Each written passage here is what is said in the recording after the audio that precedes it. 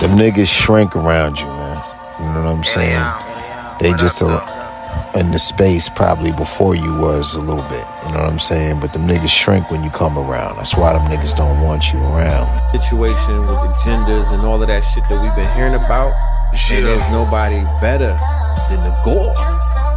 Philosophical to come set that bitch off. Yo, you know the game been. What's going on, y'all? Sorry for the technical difficulties, man. It was a lot going on just now. I don't know what's going on. I got this Rodecaster Pro, and it just wasn't treating me right. It was definitely not treating your boy right. It was not doing me right at all. But I'm glad y'all here. Tonight's show is going to be, a good one. We definitely going to talk about, just a lot of advice that sometimes we hear in these spaces that sometimes is really causing more problems than solutions. I think a lot of times people are speaking to things from a perspective of idealism, selfishness, narcissism, and oftentimes also for profit and just trying to, promote themselves, but at the sake of confusing many other people, men and women.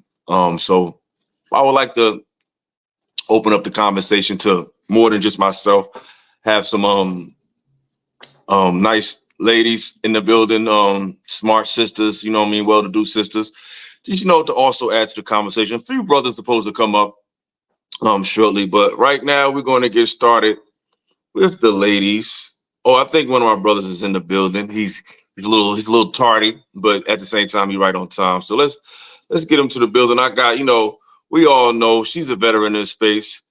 She always comes to contribute in a classy white school way.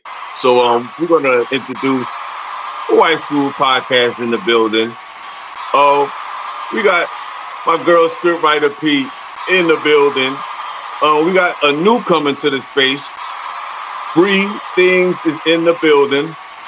And PJ, he's in the building too, but I'm waiting for him to cam up. PJ, if you can hear me, please cam up. But in the meantime, ladies, I would like you all to introduce yourselves. Starting with the White School Podcast. Please let the people know a little bit about yourself. And next going to be scriptwriter P and then Bree. So yes, the floor is yours, White School. Good evening, everyone. My name is Stephanie. I made the White School Podcast mainly based off of all the things I did wrong and encouraging females not to do the same thing so that you can have a prosperous, long-lasting relationship with your man, and that femininity is your superpower. So I believe all those things, and that's what I started. And I just want to contribute it and get rid of all the fear-based solutions and lies, because we don't need no more of that. So that's what I want to bring. And that's what I have been bringing to this space. So I thank Illa for having me here tonight and also being here with these lovely ladies. No problem. Scriptwriter P, it's on you. Hi, Your phone froze up. It's freezing up. Yeah, I don't know what happened. Hopefully she'll come back. Got my man PJ in the building. He's finally decided to pull up. My guy, I'm happy you're here though. We got PJ the jeweler in the building. And PJ, I don't think last time you formally introduced yourself. I'm being rude. Bree, you was next. So Bree, introduce yourself because she's new to the space. It's her first time, but she seems like she might be a natural. So I'm glad she was able to debut with us. So Bree, you have the floor. Just introduce the people to who you are and what you're about. Wow, thanks for that, man. I was cool with going third because I was like, I'm not exactly sure where to go with this. Like, right now, I'm gonna talk about, I'm a woman who is very inspired by a lot of things. I get excited about recommending Black businesses. I get excited about working with people, having real conversations. I have like 8 nieces and nephews, 3 dogs. And so I got a lot of people that I love on and care about, and hopefully they can get something out of anything that, we talk about, or anything I'll gain from having conversations with people like you. Absolutely, absolutely. That's dope. That's dope. PJ, let them know who you are. Your background. I don't think we formally did that before, but let people know what you are, what you're about, what you want.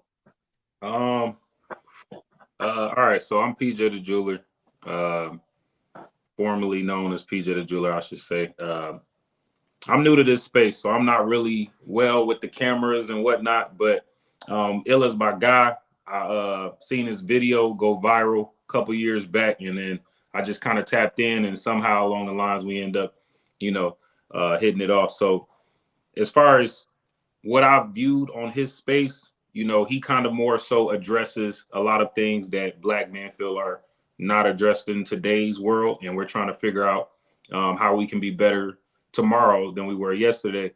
So I'm on board with that, and I feel as though his message is clear, firm, and direct. And we're not bashing women. We stand tall that we love women. We love Black women. As far as my background, I'm a jeweler. I've been doing this going on 7 years. I specialize in custom jewelry, mainly diamond jewelry. And prior to that, I was in the military. I'm a sergeant from the U.S. Army.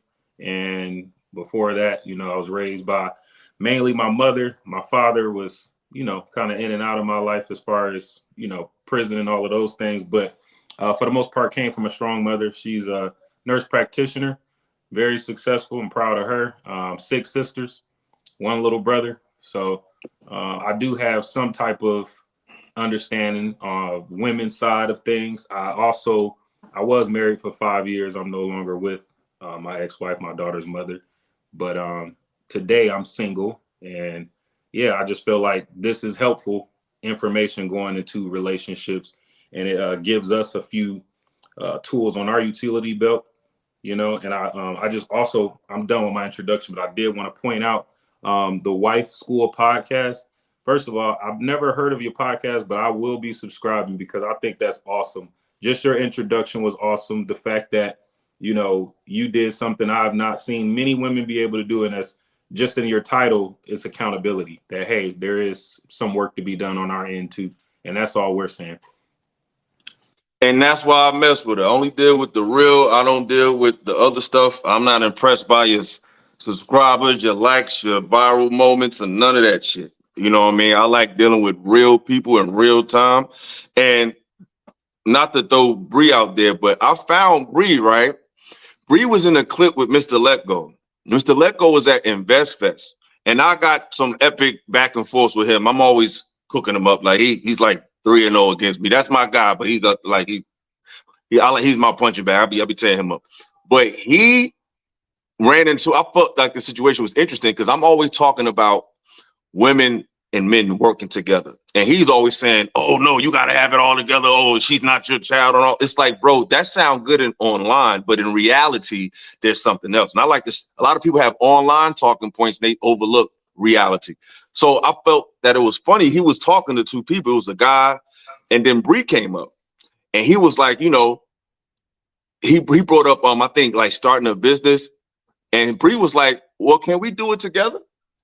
And I'm like, exactly. See, you're in reality, and this is what a real woman would say. And he was like, no, like he was pushing back, but I'm like, it made me reach out to her. You know what I'm saying? So it's like in reality, as you can see, there are women who are attractive, who's not trying to be your mother, but understand there's the bigger picture. They don't all think like the women that these guys try to create in their minds. A real woman will understand where things are, and she wouldn't mind trying to work together. And there's nothing wrong with working together. I literally was on panels with him saying, hey, why can't we do it together? He like, no, you got to do it yourself. And it's like, y'all just be saying stuff for the internet, but it got to apply to real life. So that's how I met Bree. And I felt like I would like to hear elaborate more because I feel like she's an exception to the rule they try to create out here, which in reality, probably most women do feel that way. So, yeah, go ahead, Bree. Yeah, you got me excited. So you know, in past relationships, I've always heard this idea of like, oh no, I can't settle down until I get my stuff together, or, you know, I'm working on something. And that used to be so frustrating to me because I'm like, it ain't like you're going to reach a destination and then all of a sudden everything's going to be good and everything's going to go smooth. And that's when you can finally settle down. Like, I've always had this idea of, you find the right person, y'all can go to new heights together. And so when he came over, I got to give a shout out to my friend because she had a booth at Invest Fest. And I was just, you know, supporting the brand, helping her out. He walked up to the booth and started, you know, talking this mess. I was like, I don't even take you seriously, dude. But he was cool in person, but he was saying some stuff that I had to speak differently on. I hope you heard that, Mr. Let Go. You need to let go of those mentalities, brother. I know it sells a lot of cards, but in real life, that's not really how it goes, my man. Like we gotta stop blurring the lines between the internet and reality and really give people real advice that they can apply and stop. I mean, I know it's profitable, but I think it'd be more profitable for our people to get real advice in real time instead of looking for these anomalies and specialized nuanced situations that really don't exist. And to create the pursuit of it for people is only just making people profit in their pockets, but it's not bringing us together. And I think the time has come for us to stop really doing that. So I feel like this show, I'm not trying to keep y'all here long. I got about 4 clips and maybe we can, you know, have 4 discussions and then I can let y'all enjoy your evenings. And everybody that's here tonight, you're definitely welcome to come back. I definitely would like to see you guys again.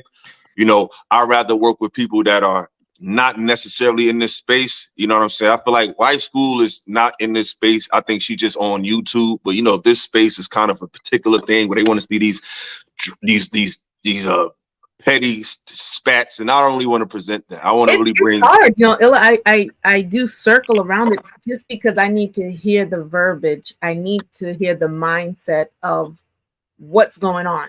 Because if I don't know, how can I get educated and like combat that? Like, you know what I'm saying? But you be doing your own thing though. That's why I respect it. Like you're not pressing. You're not trying to like fit in nowhere. Like you're doing your own thing. You're not compromising yourself just to be. I like people like that. You know what I'm saying? So I want to deal with. It's not a lot of people I deal with the space. Wife School's on a small list. You know what I'm saying? But I like dealing with people, real people that I see just in reality. Because like PJ be saying, and I hope he come back, PJ. But he felt like he's not good at this. I'm like, bro, you're a natural. Like this doesn't require. Some of the most goofiest people got channels. You don't have to be even smart to do this. You just have to know how to speak. Yeah. And if you happen to be smart, that's the plus. But most people on this aren't even intelligent. They just got a camera and a Wi-Fi connection, and they just start running their mouth. You can learn how to speak. A lot of people like Bree, you're natural. You definitely coming back. Yeah, you're coming back. We already got you. Already, cool. All my people are exclusive to Philosophical Radio. You're gonna have to pay them to come on your channel, okay? This is we taking it from here. Don't try to take my people, you know. So yeah, let's get into these clips. And support the channel, y'all. We are not passing a chicken basket. We are passing a donation basket. Please remember that this is not that type of party. Show your love. We are not taking donation. It's a donation. I thought it was a trash. Don't be hitting on me. This is not that type of party. Show love, you know, show love. So yeah, the first clip I'm gonna get into is this lady speaking about, I got another one I gotta upload. She's talking about how she felt in a marriage after 15 years. We were together for 15 years. We were married for 7. It was a beautiful thing, and we still had like, you know, the normal ups and downs. But I will say we didn't have a relationship where we argued all the time. Yeah. We didn't have a relationship where we were dealing with infidelity or stuff like that, you know, during those times. We didn't have that type of relationship. So, because we were friends first. Yeah. You know, so it was always like, that's my homie. It was just something in me as a woman. I cannot explain it to where it was like I was battling myself. You feel like I'm trying to do the right thing, but it's something that's pulling me away from doing this. But why would it pull me away from my husband? I'm battling in the midst of that with religion, like what the people telling me at church and what I'm getting spiritual advice from and then I'm battling with it with myself. Like, why am I feeling this way? I'm talking about I'm going to therapy for myself to figure out why am I feeling this way towards my husband. And the way I was feeling, it wasn't like I felt resentment towards him. It was almost like I was withholding a piece of me that I couldn't give him. I'm sitting on the couch and we had a small issue, and that small issue was back that pattern. Now, mind you, we done went to therapy for this. We done had talks for this. I done talked to you. What did you get from this after I said? To make sure you understand, because I love to communicate. And I'm sitting on the couch, y'all, and I kid you not, God told me, that is not your husband. God told her that wasn't her husband. That's what she said. So, I'm gonna start with you, Wife School. How do you feel about that clip? How do you feel about that scenario? What do you think she's trying to say? What's your opinion on that? You know, sometimes us women, we tell a half truth. We don't tell the full story. She could have been attracted to somebody. We don't know, because you just don't have feelings like that. You know what I'm saying? If everything was good, that's your homie. If you know somebody in and out and you're with them for an extended period of time, yeah, things do get like, you know, day to day, but there's just something there. And I don't believe that she's telling the full story. Hey, I'm sorry. I'm going to cut you off, but does everybody hear that cheering still? Or is that just me? Nah, I don't hear nothing, bro. I still hear the cheering from when you played that clip. That's crazy. I'm going to have to probably go out and go back in. Yeah. You might have to just hit the reset, because I don't hear it's over. All right, sorry. It's all good. But go ahead. Yeah, so I don't know. Yeah, she's not telling the truth because like she doesn't want to be seen. I feel like she doesn't want to be seen as, you know, the bad person or the person that's breaking up everything. But there's something that she's not telling. And the fact that like she had the people around her, the appropriate people, you know, you want to go to therapy, yes, you're going to church. It's like, even though you're having these things and it seems like you want to, like she wants to enact on it. Like no matter, even if people are telling her this is the right way, it's like smack in your face, this is what you need to do. And she's like, she won't admit it. So she's going to say, put it off on God. And I just think that is so wrong. And he would never tell you to do that. He would have told you prior. I had a similar situation, but this was a guy I was dating. So that's when I believe he would tell you, not when you 15 years up in that thing. That's not your husband. No. She's lying. Interesting. That's a strong viewpoint, but I'm not fully anti. I felt a little weird watching it myself. Definitely missing a lot of context here, but she did try to, I think the saying that God said that's not your husband is an oversimplification, and she hinted at she was repeating old patterns. I feel like if you're in a relationship and you're repeating old patterns, it's because they get exposed in relationships. Like you go to a new level through, you know, union with another person, caring about another person, where stuff that you thought you worked through already, you didn't quite work through all the way. And so I think he needed to work on herself, and that's probably more the message that she should have gone with. Yeah, it remains to be seen whether that's her husband or not, whether God really intended it that way. But it seems like, yeah, she didn't take as much ownership of that as she should have. Good insight. PJ, what you say? I completely missed the clip, man. I'm not going. Okay, we're gonna run it back. We'll run it back. We were together for 15 years. We were married for 7. It was a beautiful thing, and we still had, like, you know, the normal ups and downs. But I will say we didn't have a relationship where we argued all the time. Yeah. We didn't have a relationship where we were dealing with infidelity or stuff like that, you know, during those times. We didn't have that type of relationship. So, because we were friends first. Yeah. You know, so it was always like, that's my homie. It was just something in me as a woman. I cannot explain it to where it was like I was battling myself. You feel like I'm trying to do the right thing, but it's something that's pulling me away from doing this. But why would it pull me away from my husband? I'm battling in the midst of that with religion, like with the people telling me at church and what I'm getting spiritual advice from. And then I'm battling with it with myself. Like, why am I feeling this way?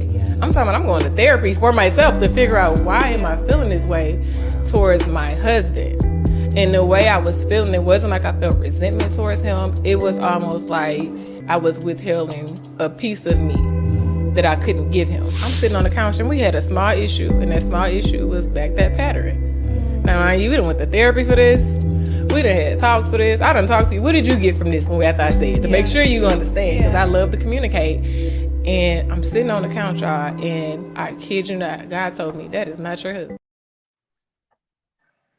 Yeah, so God told her that wasn't her husband. So when you see that as a man, how do you feel about that?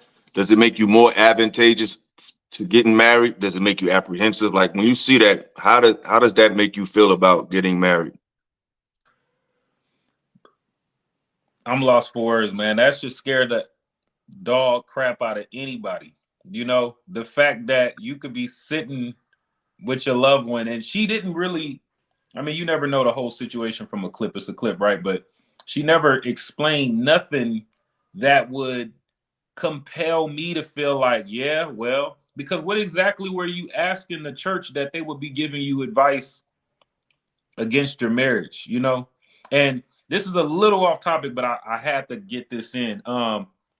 She mentioned, hey, I've been going to therapy, and, you know, it didn't sound like the therapist was giving her any tools that she was actually, you know, able to convert to actual progress, right? And so what I noticed a lot of people do is they go and sign up, right? You got your insurance or whatever the case, and they give you a list of therapists, and they sign up for the first therapist that they see. You have to date your therapist. That's what I always recommend to people. I'm like, you have to date your therapist. You have to scout through and figure out who you actually, you know, feel like you can communicate with and open up to, but don't be afraid to be challenged by your therapist. And it sounds like that's what was going on there. No one's probably challenged her because, you know, to look at it in a shallow view, I would say she probably just wanted something else, man. She wanted some other experience. They've been friends since they was kids, 15 years. You know, I personally know one of my guys who kind of just was in the same similar situation. And he was with this girl. I think I may have spoke to you offline about that. He was with this girl since they were 13 years old, you know, and they just recently got a divorce, I believe about a year ago. So, you know, and he's kind of just as flabbergasted, like, hold on, wait, like, you know, I envisioned the rest of my life with her, and that's just what it was, good, bad, or indifferent. But all she needed to do is be unhappy. And I think too many women base the entirety of the foundation of the relationship off of being happy. But happiness, you know, it comes and goes. So, you know, men, you know, we know to base it on more purposeful foundations, like, you know, hey, you know, this person's willing to take care of the kids.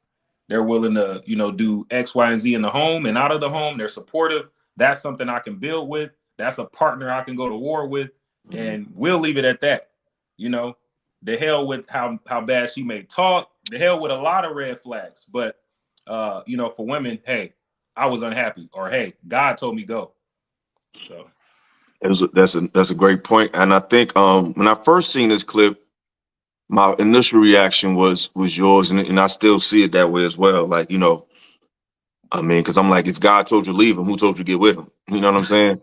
And I think what it also exposes is it leads, I don't want to say it leads into the religious conversation, but a lot of people don't know the voice of God because they really haven't tapped into spirituality for real. A lot of people are just going with the motions of who they're around and what they said God was, or what they said pastor was. And it's like, okay, this, I know I'm supposed to find God in this place or in this belief or in this religion, but I really don't know what I'm learning. I really don't know what I'm doing. I'm just going through the motions. And it's a lot of people don't really know God for themselves. So you probably didn't know the voice of God in the first place. And I didn't, when I first seen it, you know, I reacted like, what? But it's like, there may be something to that in some cases, because a lot of us really don't know what the voice of God, because we're following the voice of religiosity. Not saying that religion can't lead you to God, but people strictly just following rhetoric and coming to a building in association with people that say they believe this or believe that is not necessarily God. You know what I'm saying? So it's like people really have to get in touch with God for themselves. And I think this is a sign of that. A lot of people just don't know the voice of God. They know the voice of religious suggestion. And you have to get to know who God is for yourselves, so you can be able to have the discernment for who you need to be around with, and not just going through the motions because that's what your mother said, your father said, but then deep in your heart of hearts, that's not where you want to be. So I look at both sides. And on another side, some women just can't accept what they're addicted to.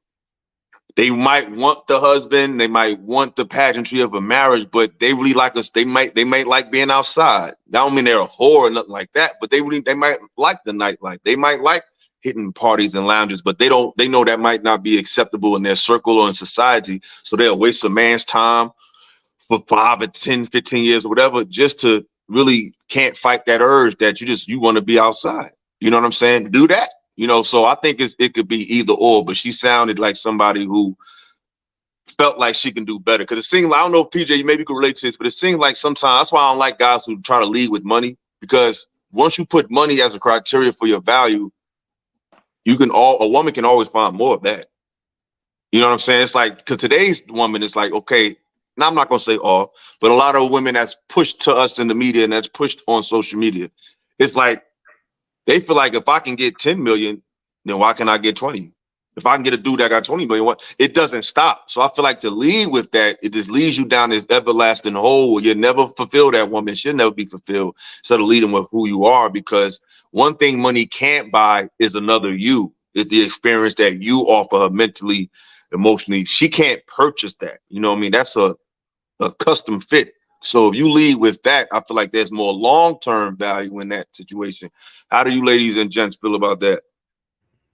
I feel you're spot on, because it's like all the value that man offered her all this time was consistency, friendship, support, no fighting, no arguments, all the things that a person would need in a relationship, you know. And he's going to therapy, it seemed like, with her, and he's been with her during this whole process. So I mean, that's all a woman would want. But like you said, if she said, I've been withholding this part, oh, I want to, you said run the streets or wear short skirts, like, why couldn't you express that to the one person that's supposed to be your best friend? Who Maybe didn't do anything. Solve the problem for you, but you didn't according to her, exactly. And who, according to her, didn't do nothing. So that kills this whole notion of, oh, you have to lead. You have to, sometimes you can do all of those things and that woman will still leave you. She couldn't even articulate what he did wrong. True. He courted her the right way, according to her. So it's like, sometimes people are just going to change because they have the option to, with social media and the world becoming smaller with the internet. People have options they never had before. Yeah, a single person, yeah, but not a married person. That's a whole different level. I think change is a requirement for life. Like the change is the only guarantee, the only constant is change and death. And if you're gonna keep working with someone, that is if that commitment, that consistency is the whole foundation to a relationship. So through that change, you have to continue adapting, highs and lows. That's the adaptation. When you decide, well, this change includes a changing without you, then that's a choice, another choice that you've made. And that is something that anyone could choose also to overcome and move past and meet someone again in a new space. Absolutely. And shout out to everybody in the chat. Shout out to Wesley Keith Mullins, Peace, Say Franny, Sonny Kareem, Hassan Tahir, Elevated Mind Healer, the Intellectual Soapbox. Shout out to my man, Highway Skinny 20, my little bro Nasir, my little big bro, L Nick. Shout out to everybody that pulled up. Shout out to Chicago Rilla. Peace, loved one. Shout out to Reaper Rail. Shout out to everybody that's pulling up. Please support the chat. Hit the Cash App. you know, hit the super chats. You know what I'm saying? Hit super chats, get highlighted and get read out. At least 10 to get read. So shout out to everybody that's in the building. We're gonna get to the next clip. Because like I said, we got a lot to cover. And I want to leave. Yes. I asked a question. Yes, ma'am. Maybe, maybe, I don't know. Maybe I'm playing devil's advocate. Maybe he said that that's not your husband because you're trash. He deserves something better. Maybe it's not you that deserves him. Sorry. Yeah, that's why I feel like who's speaking to her? Because if God told you to leave, who told you to come? So sometimes the devil be talking to us. You know what I'm saying? We be thinking this guy, it's not him at all. PJ, you wanted to say something? I did. Jumping in. They're gonna kill me in the comments on this one, but I'm not really a religious person. I was raised as a Christian, as most of us Black folk. I do believe in God, obviously, but I just don't feel that all of my ideologies and just the way I move in life are in alignment with Christianity or any other religion. So I don't want to live my life in sin by, handcuffing myself to a religion, if that makes sense. But with that being said, I'm pretty well versed in, scripture. And I can tell you right now, the Bible, unless they have some New Testament, correct me in the chat if I'm wrong, the Bible states that you're not supposed to remarry as a woman. So what God that her preacher is giving word from says, hey, once you or that's not your husband, then he's asking her to be a widow. Because the Bible says that if it is not to work out with your husband and he's not willing to reconcile, you are to be widowed or be single, right? If your husband's willing to reconcile, then you shall go back home. In other words, you get what I'm saying? That's one. Two is, I have some trouble when people say, this person led with the money, that person, doesn't lead with the money. First things first, I would need to know your definition of leading with the money. When I say lead with the money that's the thing that you're using to get her attention. I'm not talking about dressing nice because I think that's just human. Mm-hmm. You should always want to be your best. But I'm talking about literally leading with the money. Like, yo, what's up? What you need? I got, like, dudes really come at women with the money. Like, yo, what's up? What you need? I got you. I'll pay whatever. Just come through. Like that type of energy. Not saying I can afford to treat you. That's different. That's just saying I like you enough to where I will incorporate you as something I'm willing to spend money on or someone I'm willing to see happy. That's different. That's because you like the person. She's shown you some attributes. And if you can afford to facilitate that, that's different. I'm talking about leading with strictly the money. I'm going to pay for this. I got you. And that's different. Telling other men that, if you don't have this, you don't get the woman. I mean, you know the difference between a woman who's genuinely interested in you and who's interested in you because of what you show her you can afford or what you can afford to pay for. Mm-hmm. I feel like men with money kind of make it the worst because it's like I said in the video, I feel like the more you have, the less you have to show. So I feel like if you have money already and you're already well off as a man, you should make her prove to you why she's worthy of your resources. She should be comfortable with just getting to know who you are as a man. And if she does that in an adequate way, then you can say, because of this, because you've accepted me as who I am, then I can do that. You ever notice in certain movies, they would have like guys who would they'd be rich, but they don't really want to, like Prince Hakeem. He didn't want her to know he was wealthy because he wanted her to know that she liked him for him. He had all the money, but that's not what he led with. He said, I'm working at McDonald's. I'm just a regular poor, you know what I'm saying? Mm-hmm. But she still knew he was royal based on what? The way he behaved himself. So you got to make a woman be attracted to the royal, the king energy, not necessarily the king's trinkets, because you can have a royal image, but you're not a king at heart. You don't have the energy of a king. You don't have the wisdom of the king. You don't have the spiritual perspective of a king. It's not just having the trinkets of a king. Because there's a lot of cats that's clowns with money. You know what I'm saying? Absolutely. So I agree with both definitions you gave. The problem I think I see is women don't articulate it that way.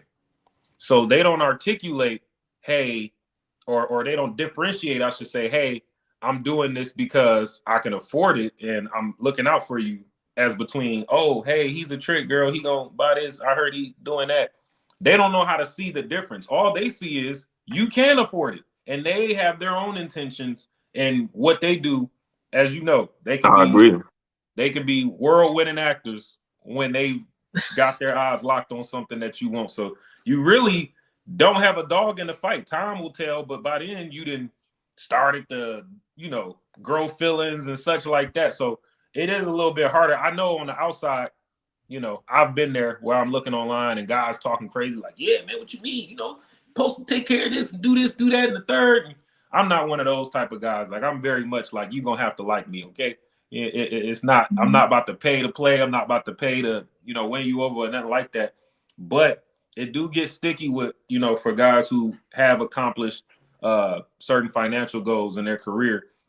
It does get sticky because other women are seeing that and they're having whatever, notions and nuances that they're getting from that. And so, and also with the demand, right? With the demand that women are setting for men, right? In order for you to kind of appear successful now, right? You do have to have the trinkets, right? And the trinkets kind of start to tell a story, right? Prior to you ever being able to open your mouth and say anything to them. So if you driving the nicest ride, you got change, you got this, that, and the third, they've already decided you led with the money. Nah, But I got how a you ladies feel firsthand about that before I experience. respond? Yeah, go ahead, Bree. I'm responding to you. So I was out with one of my friends, and one of her friends pulled up, and the first thing he started talking about, I have 3 jets. I live overseas. I have this, I have that. And I'm like, this is a major turnoff. Like, just straight up. As a woman, like, I want to feel protected and taken care of, and I want to know that you can do that. But it's not about all your assets at the moment. It's about your mindset and how you're willing to get there. And best of all, like, if that's how you lead, if that's how you define yourself, is by your assets and not a talent, an interest, a passion, then I don't think we have that much in common. I get that off the rip from that. So yeah, it's nice to see nice cars. I might be like, "Ooh, that's nice," and then I'll walk away from you too if you say something that I'm just like, "You ain't about nothing." Like it takes a lot more than that. It's tough, because I'm a lover of cars. So see, I would be mixed in the mix because I like cars. I've worked on cars. I've repaired rims. I've done clear coat. I've done body work. So I have a natural affinity for cars. So you make sure that, oh, she's just trying to see my trinkets, whatever. No, but I really love cars. And I seen at my job, this guy, he pulled up and it was it was a beautiful Bentley. And he looked nice. And I'm like, oh my God. So I'm like, okay, girl, you gotta get that out your head. Because if you dwell on it, you can persuade yourself to be like, oh my God, this is Prince Charming. Like, no, he's probably just a regular dude. Like, he's probably just a Illa or a PJ that's just out visiting his friend at work or whatever, just want to take his car out because it's nice. It's the summertime. So, I was like, I'm just going to talk to this guy. And that's it. Like, okay, how are you doing today, sir? He's like, I'm all right. And he's like, you from here? And I'm like, yeah, I'm from the Bean. And he's like, wow, you're just like, different and just calm, like not being thirsty. Like, yes, you have a nice car, but okay, who knows? I didn't shoot my shot, but I was just being nice and treating him like a regular person. You know what I'm saying? But that was nice. I got a handshake and I went back to work. And, sometimes you just have to treat people and overcome yourself, like overcome that thirst. You know what I'm saying? And if a person like, wow, she's moving different, like, okay, maybe, okay, she's seems okay, whatever. And not just saying, oh, let me touch your car. Let me get in, like, you know what I'm saying? So like women have, like you said, a different awareness. We're so desperate and thirsty that the way we move tells on us and what our intentions are. And so you guys do have to be aware of that because you have a lot to lose because you're assuming the role of protection and providing for that lady. And you have to have a woman that's worthy of that, not just any lady. You know what Absolutely. I'm saying? So I understand. Definitely put her through the test. See how she moves. Ask her those questions. There's nothing wrong with that. So, yep. That just, I mean, like money's nice. Money's a nice resource. And how Miss Bree was talking about, let's build together. Let's do these things together. Like, now that's different. Okay.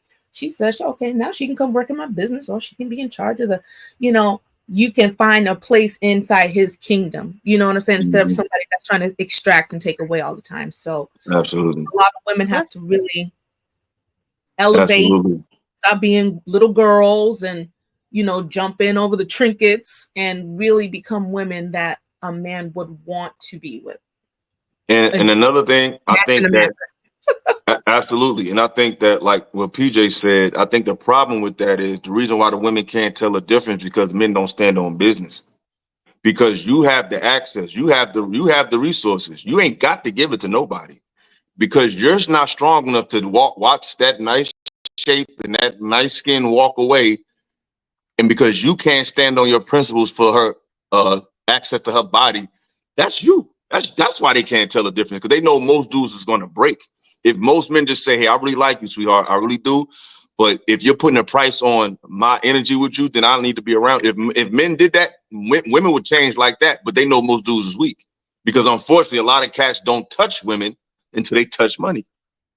So by the time they finally get to women, it's like, okay, I got you. Yeah, I pay for it. Yep, I'll do it. It's like you ain't never got no woman in your life. So you think it take that just for her to be sitting with the pool boy who make 20 an hour, and next, he done slipped and slide into something because he just know how to talk to her and made her comfortable. And you thought it was about your money.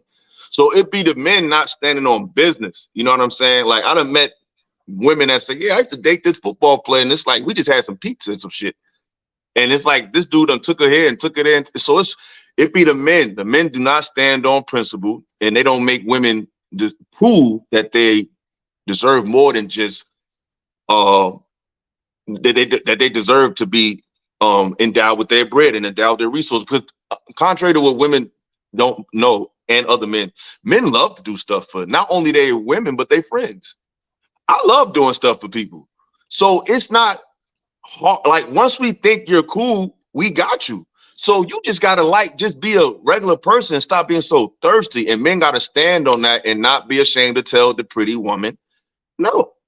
You know what I'm saying? What they call it the scarcity mindset. But time out. We got our first super chat of the day. Shout out to Say Friend. I gotta get you a wrench. I owe a lot of people a wrench. I owe 18th letter wrench. Uncle Jeff, I gotta get you a wrench. I gotta get y'all the wrenches. I'm sorry. I'm still trying to figure out how to do things live. But shout out to Say Franny for the super chat, setting it off for everybody. I appreciate it.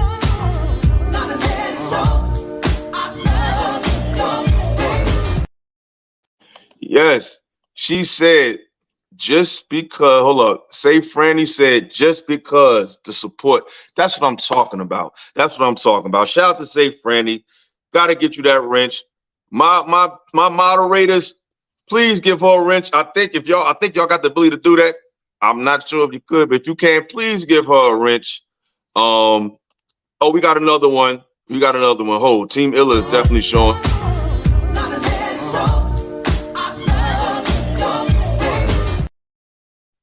Yes, y'all. Oh, yeah, they coming in. Hold up. We got Keith Bullis. Shout out to Keith Bullis. He's a member.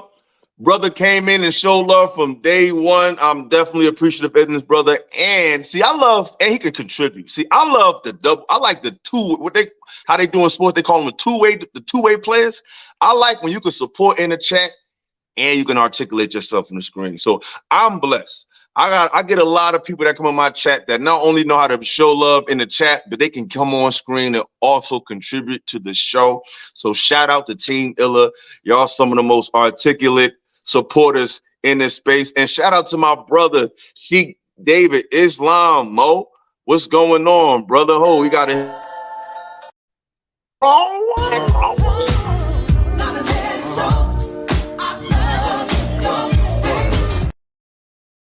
Shout out to Sheikh David. He said, keep up the good work. Peace, brother. Islam. Thank you for the love. Thank you. Shout out to Bolo TV. He's in the building. Shouting out the lovely wife school. Oh, it's coming. Okay, let's go, man. Tay for L. My God, get Tay for L a wrench. I think he should have one. Please give him a wrench. I'm gonna make sure you have one by next time, beloved. Shout out to you. Thanks for the love.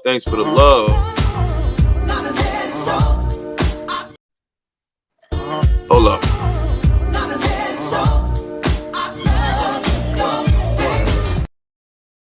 yeah, let's get back to these clips because it's more things to unpack. And now I'm loving the feedback. I'm loving the conversation. Let's get back to it. This is another one. This one is going to be a doozy. Ladies, if he only work 8 hours a day, you need to leave him. Think about it. What is he doing for the other 16 hours of his day? Why is he not out there at least another 8 hours so he can provide more trips for y'all, more leisure so y'all can actually go do more things, more entertainment for you and the kids if y'all got kids or whatever. Like, think about it. Like, he could be doing more things so he can add more to the final point. He can actually invest the other 8 hours money, right? So y'all can actually be able to get up off your feet or getting past wherever you at right now currently in life. A man that's not out, think about it. You might come in the house the same time as that man. You work 8 hours a day, he work 8 hours a day. That means what? Listen, a man should never beat his woman in the house, okay? That man needs to be the last person that's in that house. The first person out, the last person in. Why? Because it shows a man that's actually have drive and dedication for you and your family. If you work 8 hours a day, leave him, because it's 16 hours he could be doing some other shit. And you see he's prioritizing other things other than actually getting y'all out of whatever struggle y'all in now.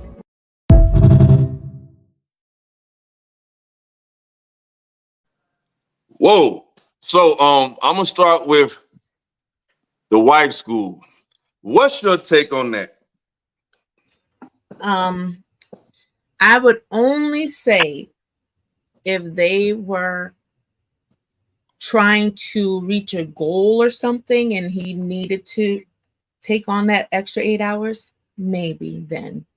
But to kill the man just so that you can go to Disney World on some trips just to make it look like you guys are doing something, no.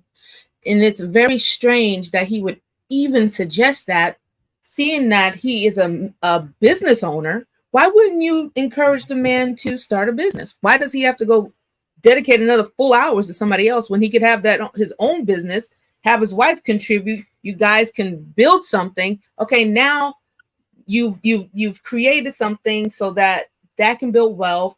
You're showing your kids that you're invested in your family. You know what I'm saying? It just doesn't make no type of sense.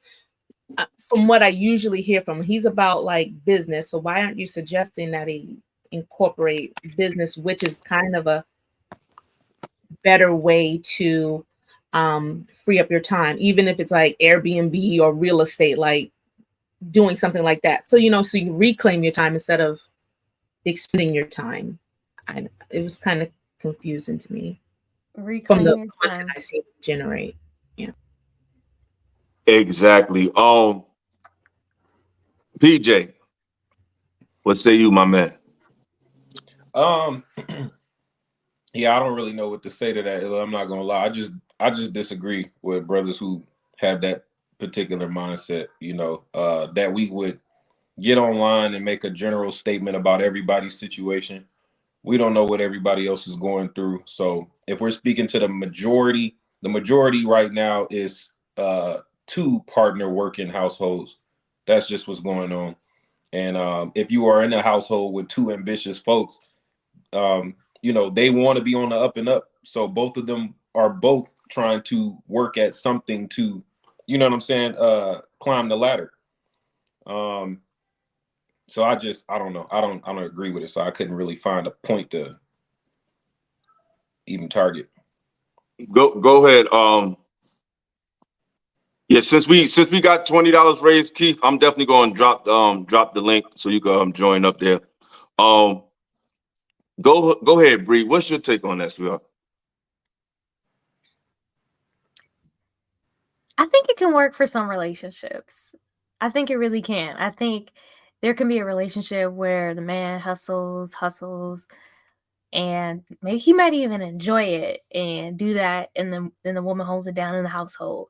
That's not the type of relationship I'm signing up for. I would personally like my man to be present in not only my life, but our kids' lives and in the home and creating memories. So yeah, I wouldn't be okay with that personally. I've already had this discussion like, yo, let's work smarter, not harder. And I'm trying to do that. I'm trying to get you to do that. We can work 4 hours a day. And if we make enough to take care of everything we need to take care of, then that's excellent. That's what's good for us. That's the goal long term anyways. See, that's why I like Bree. See, my thing is with this guy is the disregard of the humanity of the man from the beginning. Like that's not even considered. Hey, ladies, he's only working 8 hours. Leave him. It's like, whoa, you don't know what I do for 8 hours. I could be a surgeon. I could be a damn horse trainer. I could work with gorillas in the goddamn zoo. You don't know what I'm doing. Them 8 hours might be 15 hours. I might be a welder. I might be a longshoreman. Whoa, brother. You know what I'm saying? Like when I first heard him speak, the first thing that came to my mind was, man, sit your dumb ass down. Sit your dumb ass down, dog.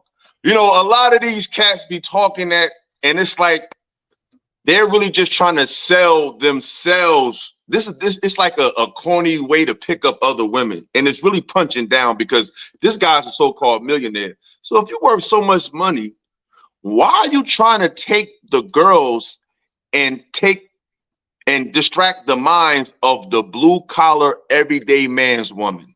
Why are you doing that? You're a millionaire. Why are you worried about what the 9-to-5ers and what they're doing with their women? That doesn't make any sense. So it's like the motive behind what he's saying is questionable. And it's like they're adding this conversation that's just disregarding the humanity of men. Like 8 hours a day that's a lot of time. And like Bree said, that other time he can be investing in his time with his family, literally being there. If you done work for 16 hours, what's left for you to do? But like I said, it doesn't matter. Who cares what he can do? If he ain't trying to make sure you can buy Birkins and all that, he's really just trying to sell himself. Like, hey, because what women do is they're going to, through the process of elimination, they're going to look throughout society and realize the only person that can facilitate that is the dude that's talking.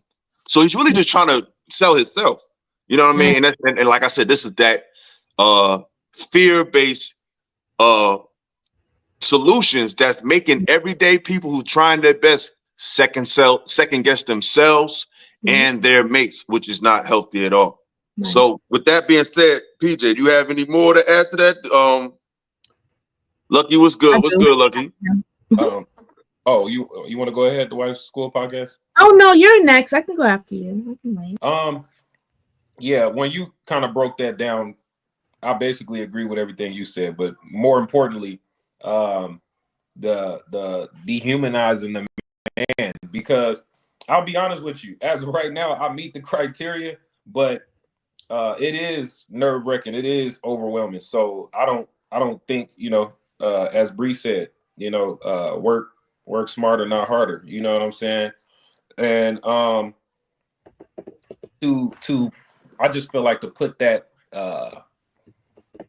demand on every man, that's just not realistic. Because a man can work 16 hours and he could, do 8 hours at Burger King and 8 hours at McDonald's. That's not necessarily changing the situation, right?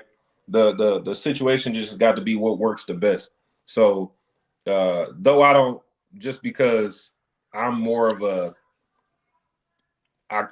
man of the house, I kind of, I lead the household type thing. I don't personally agree with the woman, you know what I'm saying, being the breadwinner or, me staying at home, anything like that.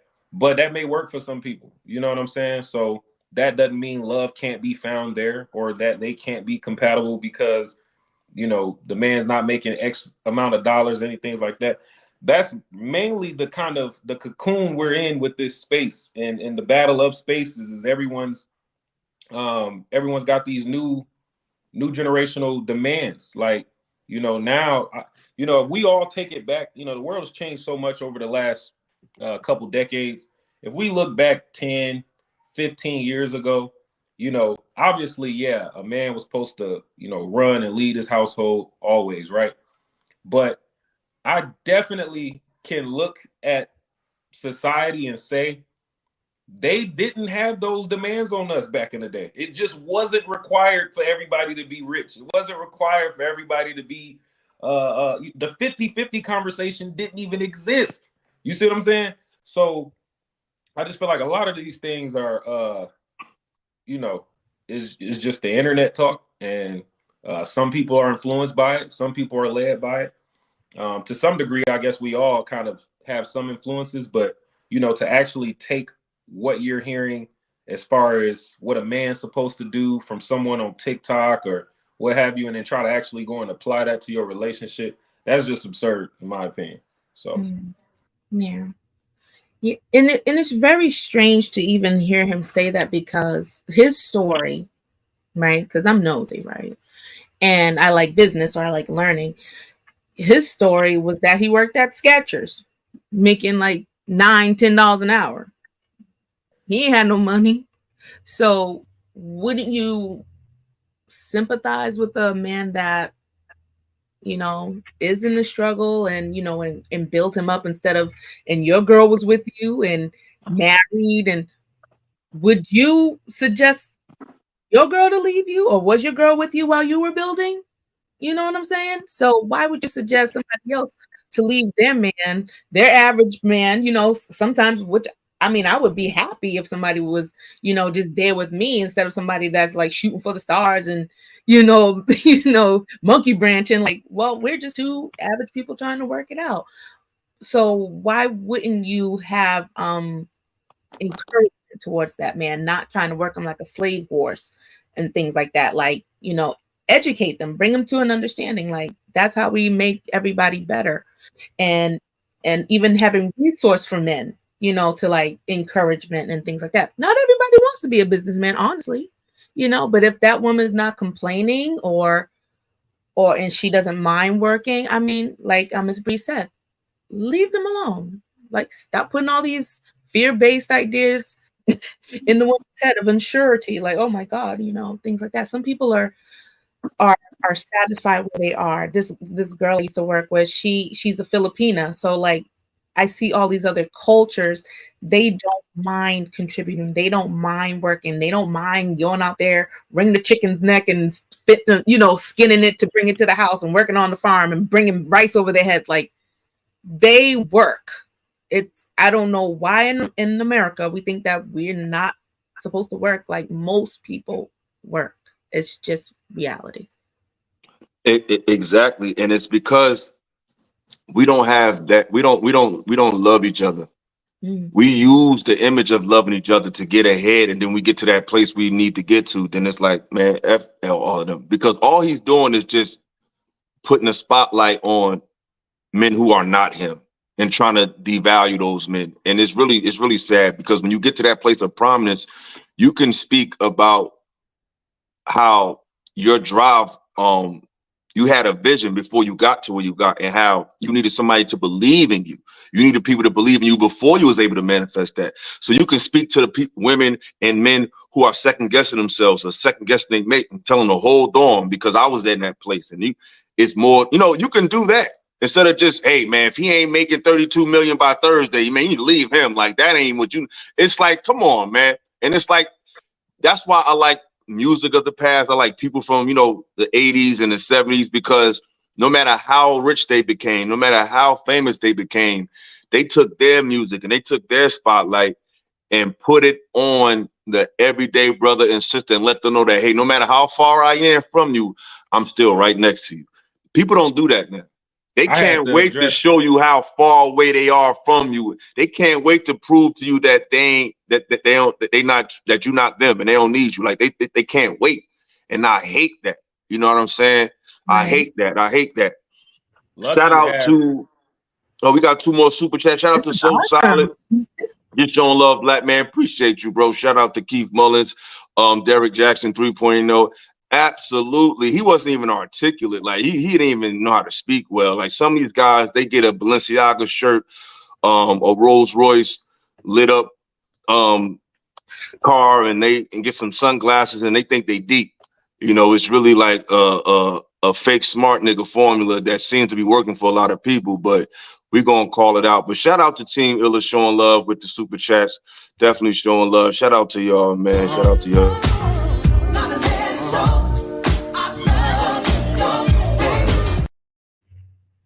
Yeah, so we're going to get into we got another clip. Any last words for Brother Green Shirt? Because he's goofy as hell. Any last words? Lucky has said, can you hear me? I bet you do, Lucky.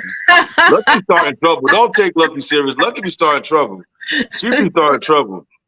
We ain't taking that. She asked, her question was, 10 to 15 years ago is back in the day? Absolutely. Do you It is with realize? today's attention span. Not even for today's attention span. I mean, once the world changes, it's a new day. Back in the day is 4 years ago because the world's been different since COVID.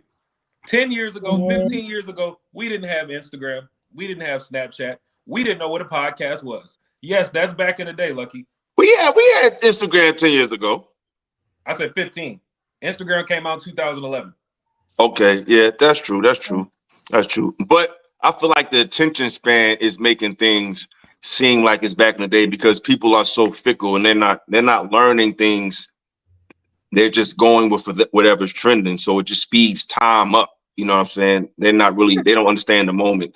So I think that's what makes it seem like it's going faster than it is because people just don't care about shit. It's like the attention span is just all over the place. But yeah, Lucky's funny.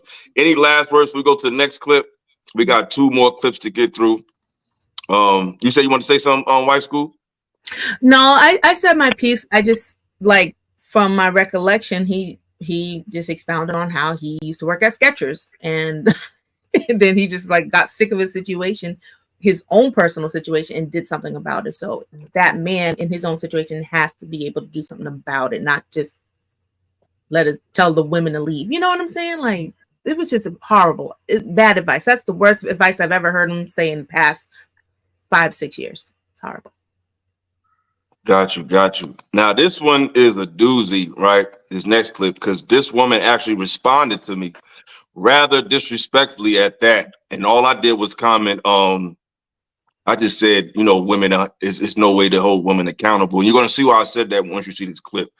I'm just going to let y'all see it because I feel like this is like Emmett Till level with the type of mentality that a lot of these women have. It's like, you know, it's like a Black Karen vibe. They don't realize that if people thought like this in real life, people can get hurt based on these crazy accusations. So let's get into it. So when I came across this video, it was very disappointing only because I know so many women, myself included, who have experienced this at least once in their life.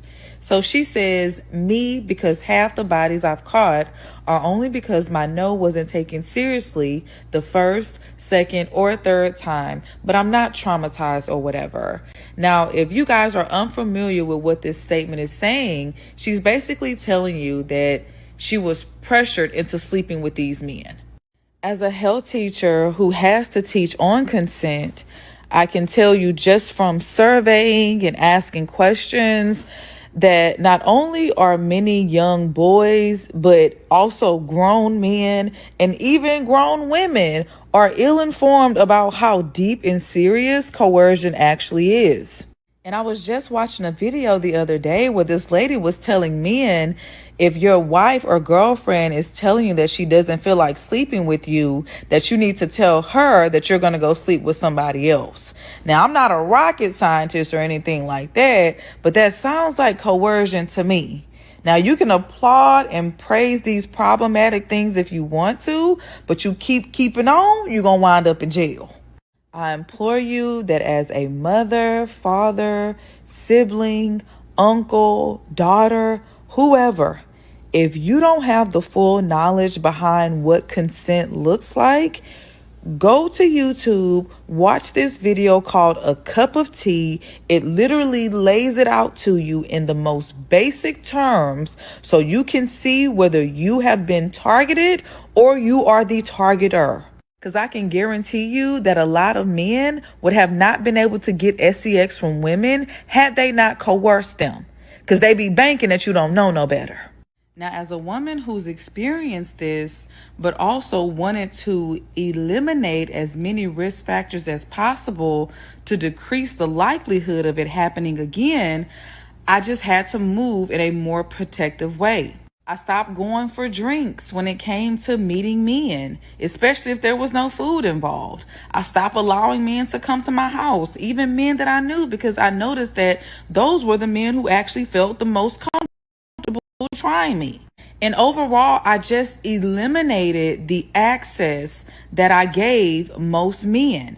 And although it may not be 100% when it comes to you moving in a certain way, it most definitely will reduce the likelihood of it happening. I'm not here to blame women or myself at all for the actions of men, but I do want us to be more safe in how we choose to move. Y'all have a good day. Leave your thoughts in the comments. Peace. Well, I want to start with you, Bree. How do you feel about that? Is she right? Well, have we been coercing women all this time by, offering them drinks and having a good time, and then, things go where they may? Or have we been coercing men all this time? Or is she spreading some type of fear-based perspective? Or am I wrong? Yo, I was trying to figure out what your beef was with her because as a woman, I'm fully aware that it's Domestic Violence Awareness Month. I know women who have been in situations where they were coerced or bullied or put in situations where they didn't feel safe and they had to act outside themselves to get themselves to a safe place. So I'm very careful when talking about this topic because there's no absolute here. There are definitely some instances that a lot of women experience where they are coerced, where people think that they're going to feed you enough drinks that you're going to get loose with your pants and give it to them. But that doesn't mean that all men are doing that and you should be fearful of every man and not trusting. But it's real. It's real. I'm not going to tell her what she's saying isn't real at all. Okay. Wife school. Sorry. I think it is a mix, because it's a mix. It's like she said, it's really sensitive. There are some guys that are out on the prowl, but I think that if we say we're grown enough, right, and we enter into these spaces, usually our parents or people around us say, hey, be responsible. Hey, watch out for yourself. Don't sit your drink down or do things like that, or don't be alone with a man. So sometimes we bypass our own boundaries, or we enter realms of things that are places that aren't safe for us, and just for the sake of probably women, sometimes they initiate stuff too. They just as nasty too. So we can't say that it's always the men. Some women, they're just as bogardish and look at them gray sweatpants. Like they be on the prowl too. They're just as nasty. And you have to be careful as a woman. Your physical strength is nothing compared to a man. If being alone with a person, if you definitely don't know them, no, you should not go home with them. No, he should not come to your house. Just simple, basic things that can eliminate, heightened risk or things happening to you. Like you can eliminate that. You can definitely eliminate some of these things. You can go out in the morning time. You can, you know what I'm saying? There's certain things that you can curate for yourself to have better outcomes in your one-to-one interaction with men. That's what I believe. Absolutely. Shout out to Keith Bullins. He's definitely blessed in the chat right now with 2 super chats, man.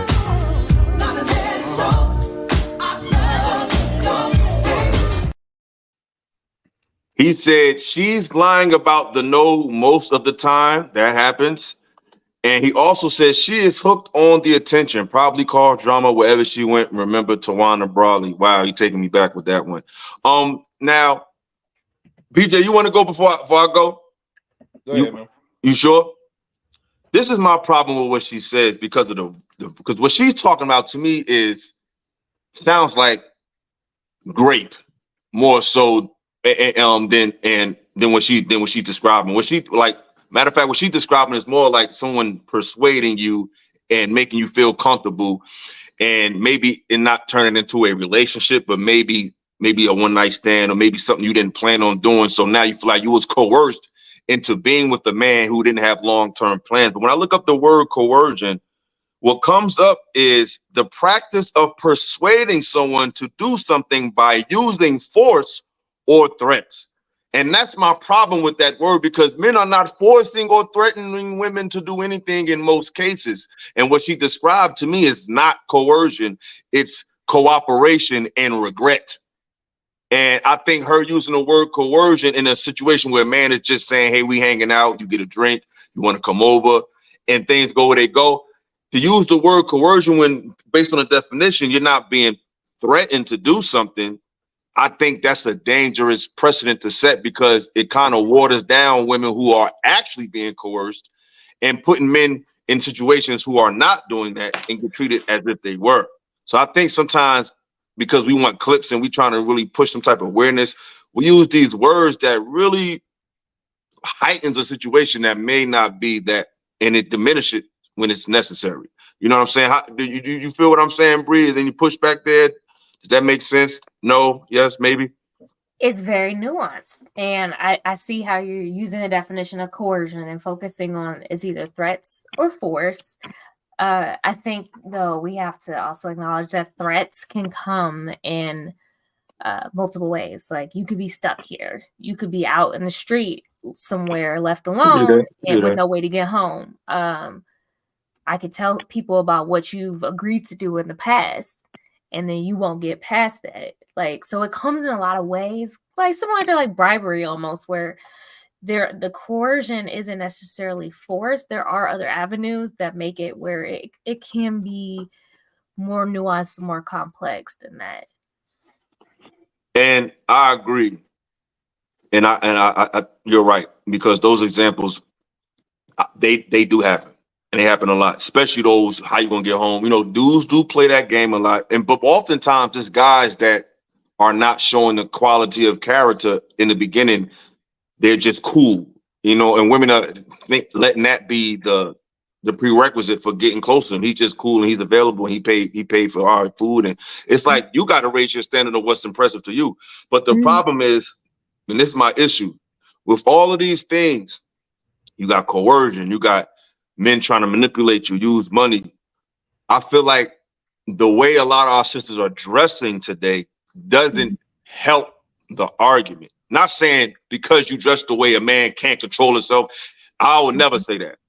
But if you know that you're in an environment that's hypersexual, it's a lot of undisciplined men and women in the world, why are you going outside with this linen, the sheer, the see-through stuff, while still complaining about this this patriarchal atmosphere, but you're really not carrying yourself in a way that's protecting you from that type of energy?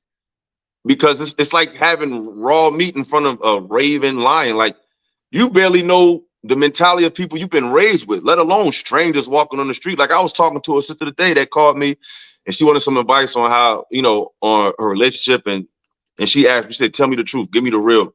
And I told her, I said, yo, it's the way you carry. I said, you need to grow up and change the way you carry yourself and how you dress. I said, a lot of pictures on your page, you got your whole behind out. I said, when you came to work with me, I don't think you was dressed, because we did some content person. I said, I don't think you was appropriately dressed with me.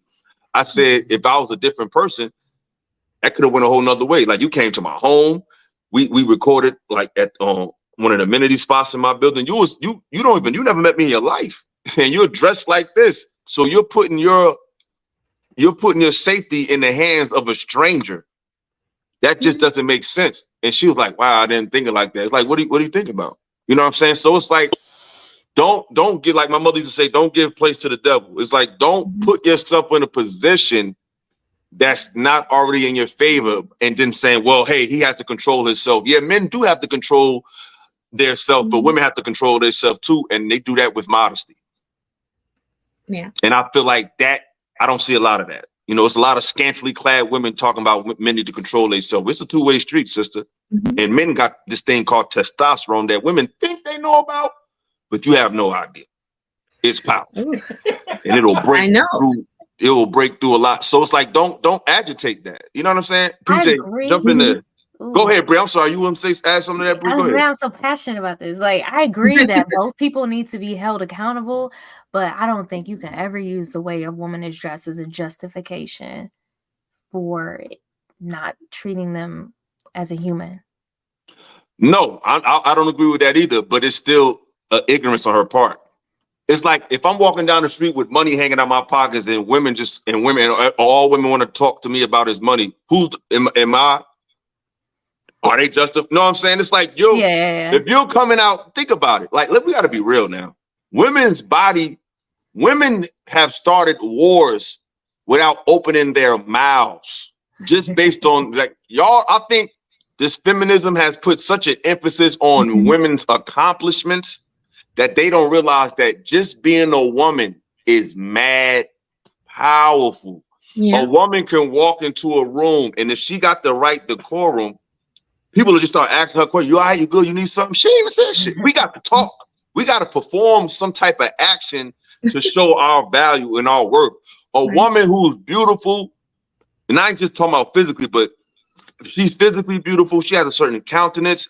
Just her showing up can open up the world to her without talking. So when you add nipples, ass cracks, hips, tats, see-through shit, you got to come on. You got to grow up.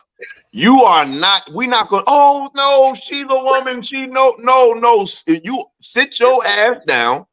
These people are not your friends. These grown men are not your family. Some of these dudes are on drugs. Some of these dudes are stressed out.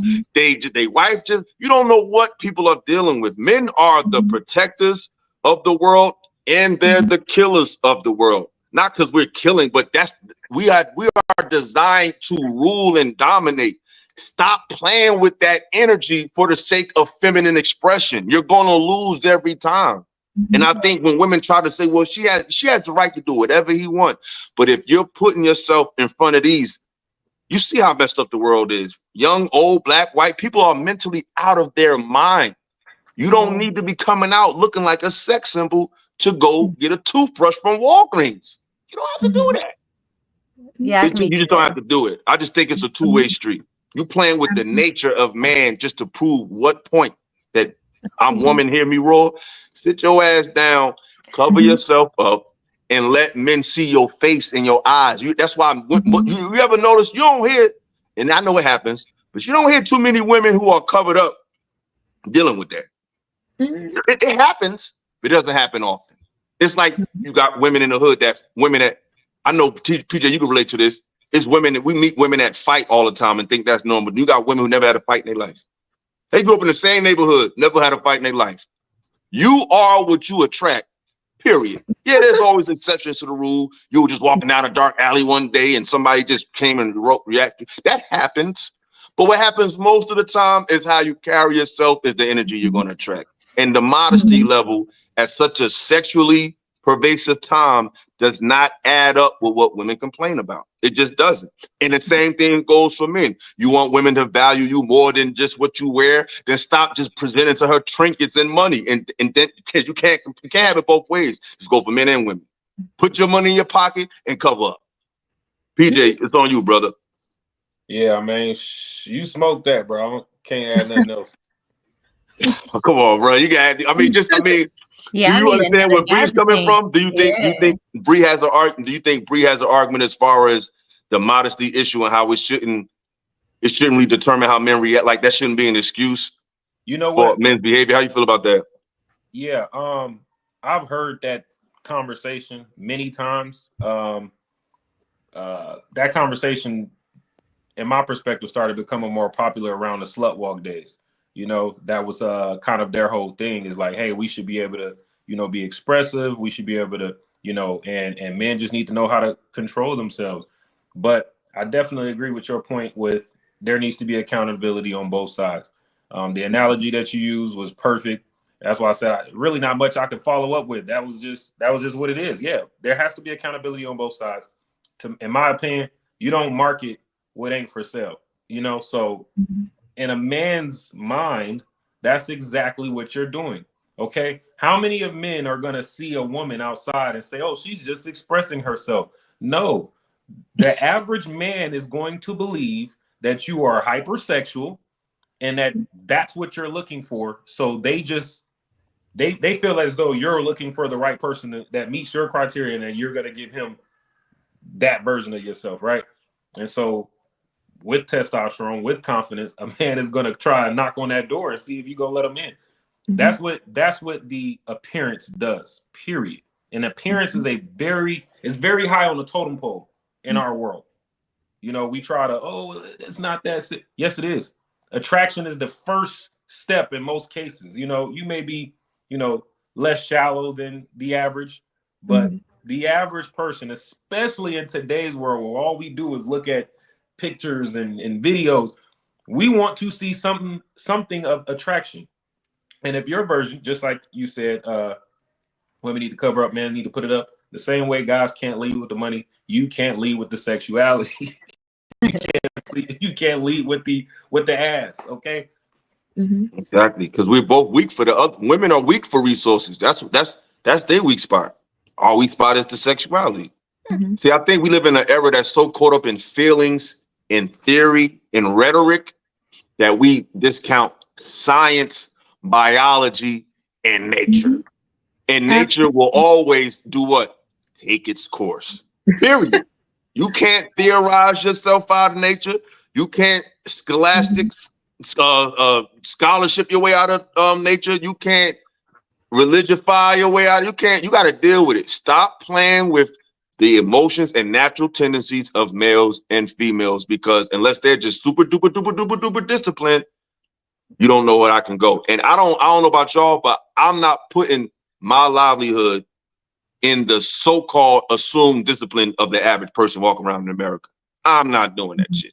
You know what I'm saying? So it just doesn't make sense. Like I was telling Shorty, it's like, why?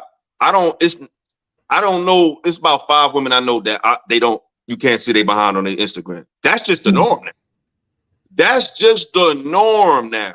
I don't care if they selling real estate.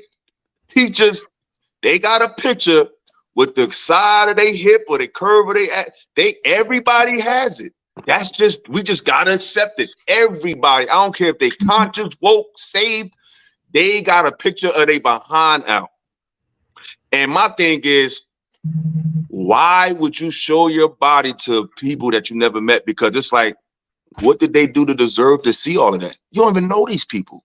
You got a husband at home, you got a boyfriend at home, and a total stranger could just go to your Instagram and see your nipples, see your ass, and all of that.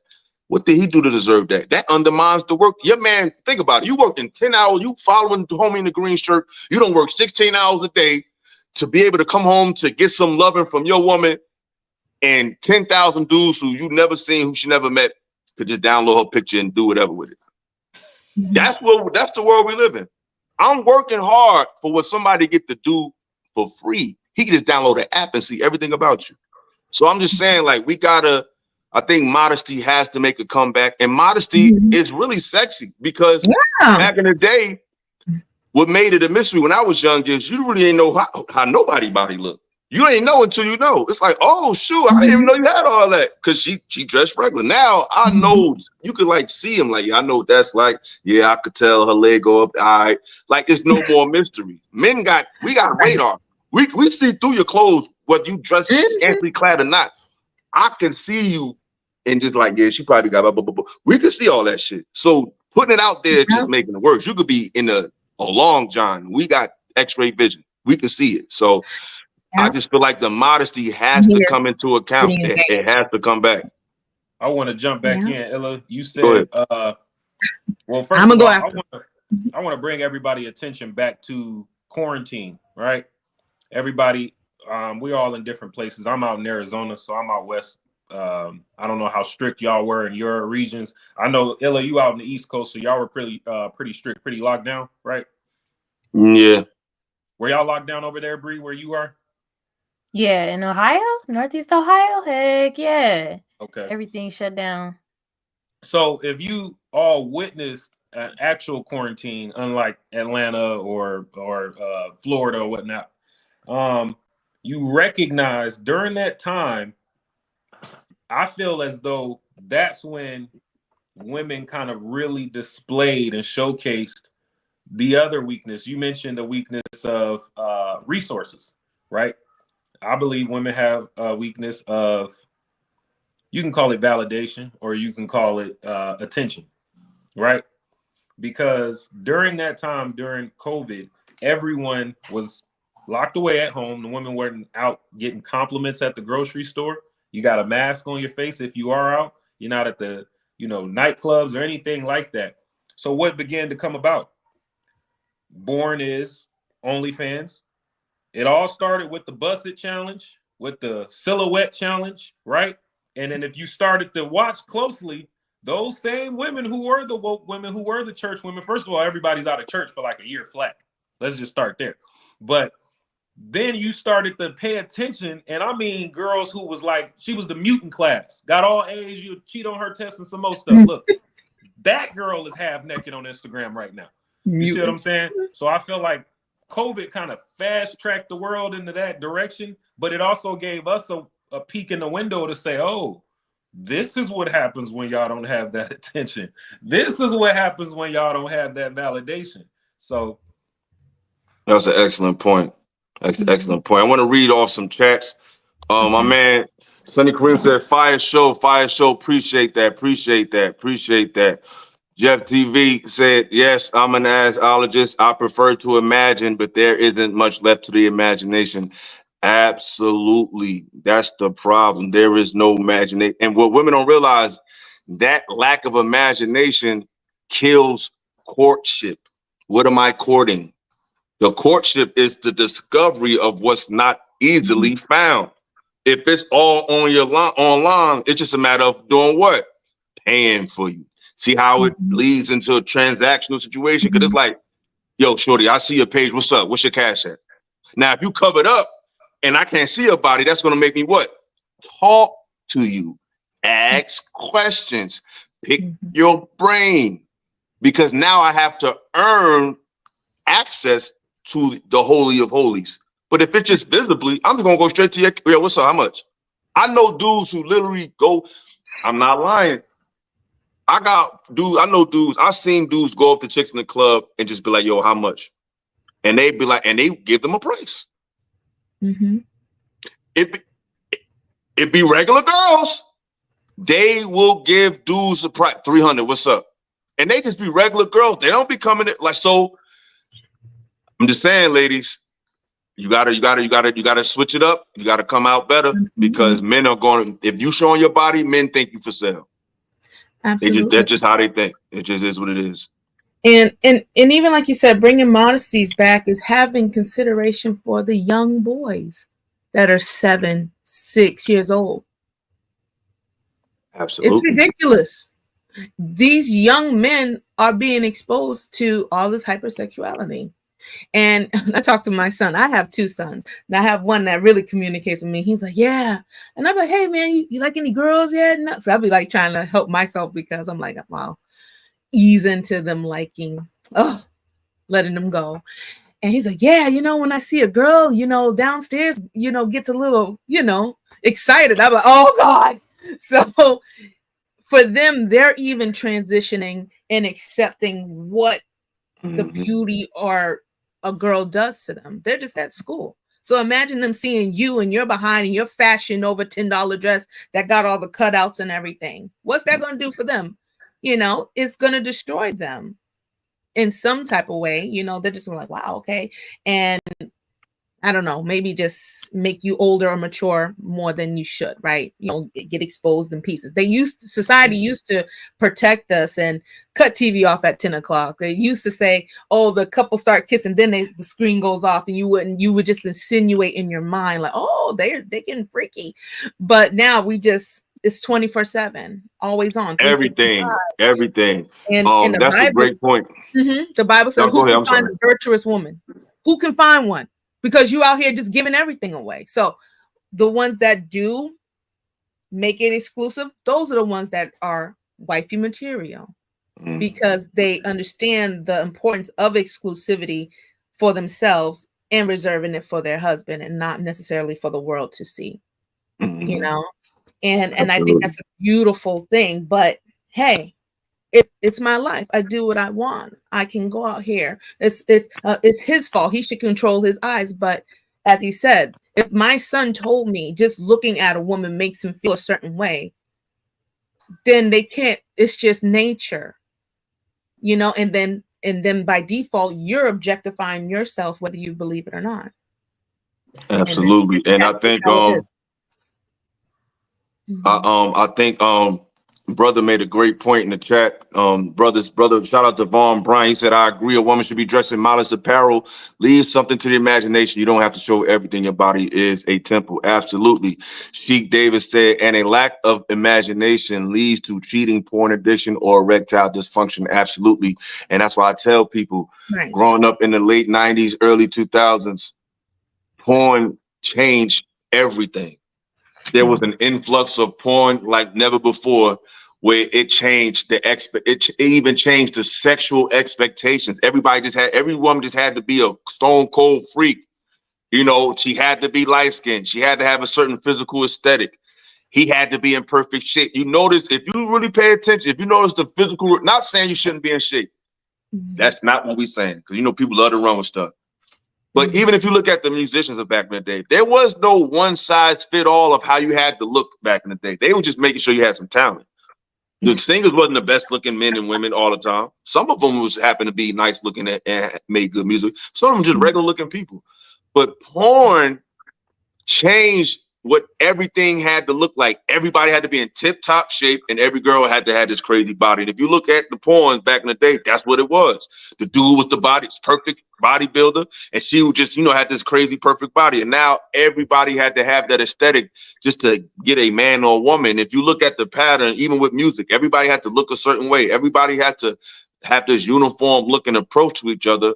And it had to be overly sexualized because of this porn, the stripper culture of the early 2000s. It just turned up the sexuality like crazy. That's why it's like, I don't see what with all these added dynamics to the reality, why people aren't modest, especially women. It's like you have to protect your own self. It ain't even about us. It's really about protecting yourself. Like, you're worth more than that. But that was a good conversation. I respect everybody's perspective. Let's get to this last clip, and this one is a doozy.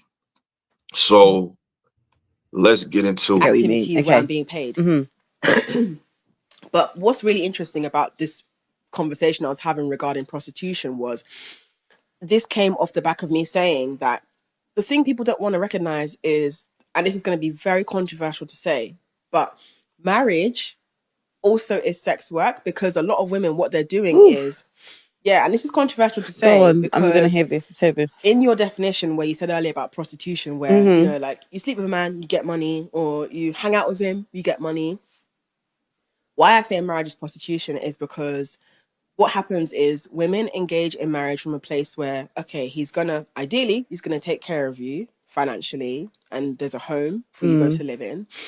And what you are doing is you're fulfilling a role. So you're going to either be some sort of like homemaker, homekeeper, you're raising and rearing the kids, and you are partnering with him and sleeping with him in the hopes that the trade-off will be that you get validation, love, and upkeep. And the man understands and believes that if he continues to fulfill that role for you, then the arrangement works, because marriage is an arrangement. Now, why I say it's prostitution is because whilst it's not necessarily on the surface, you're fucking for a transactional exchange, there's something that you're fucking for. But then there's the basis of a relationship. I guess the reason why prostitution is because it's sexual. It's nothing but sex. So you get the sex, you go. Whereas a marriage, to even get to the marriage, there would have been a build of a relationship, friendship. It's gone through a few things, families involved. Maybe you might even have kids now. So I think that's why that would be the people difference. Wouldn't understand that. And why I'm fascinated by that is because what people really miss out on in that conversation and in their opposition to the idea of marriage being a form of sex work is, once you stop being able to render that service to the man, he leaves you. So, for example, I've seen countless situations where the woman has gained weight after having children, and the man has decided he doesn't want to be with her anymore because either her libido has lowered, so she's no longer interested in having sex. She doesn't feel good about herself. She doesn't want to have sex. So that man moves on. Or the woman becomes disabled or becomes sick and needs long-term care from her husband. And he leaves because he can't be asked and he doesn't want to do that, and he can't have sex with her anymore. So what I've observed is that once men stop seeing you as the person that can fulfill that transactional need that they want from you, their energy switches up very quickly. Do you think that's the case majority of the time?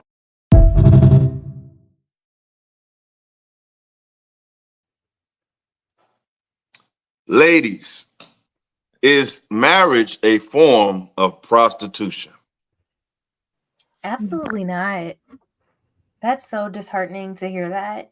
And obviously the women speaking on that just don't have a positive view of marriage. Marriage is an expression of God's love, in my opinion. So Absolutely. Is there any ways that marriage can be misinterpreted as prostitution? no. I don't think so. I'm just picking y'all brain. I don't know what the hell she's talking about, but I'm just trying to be devil's advocate.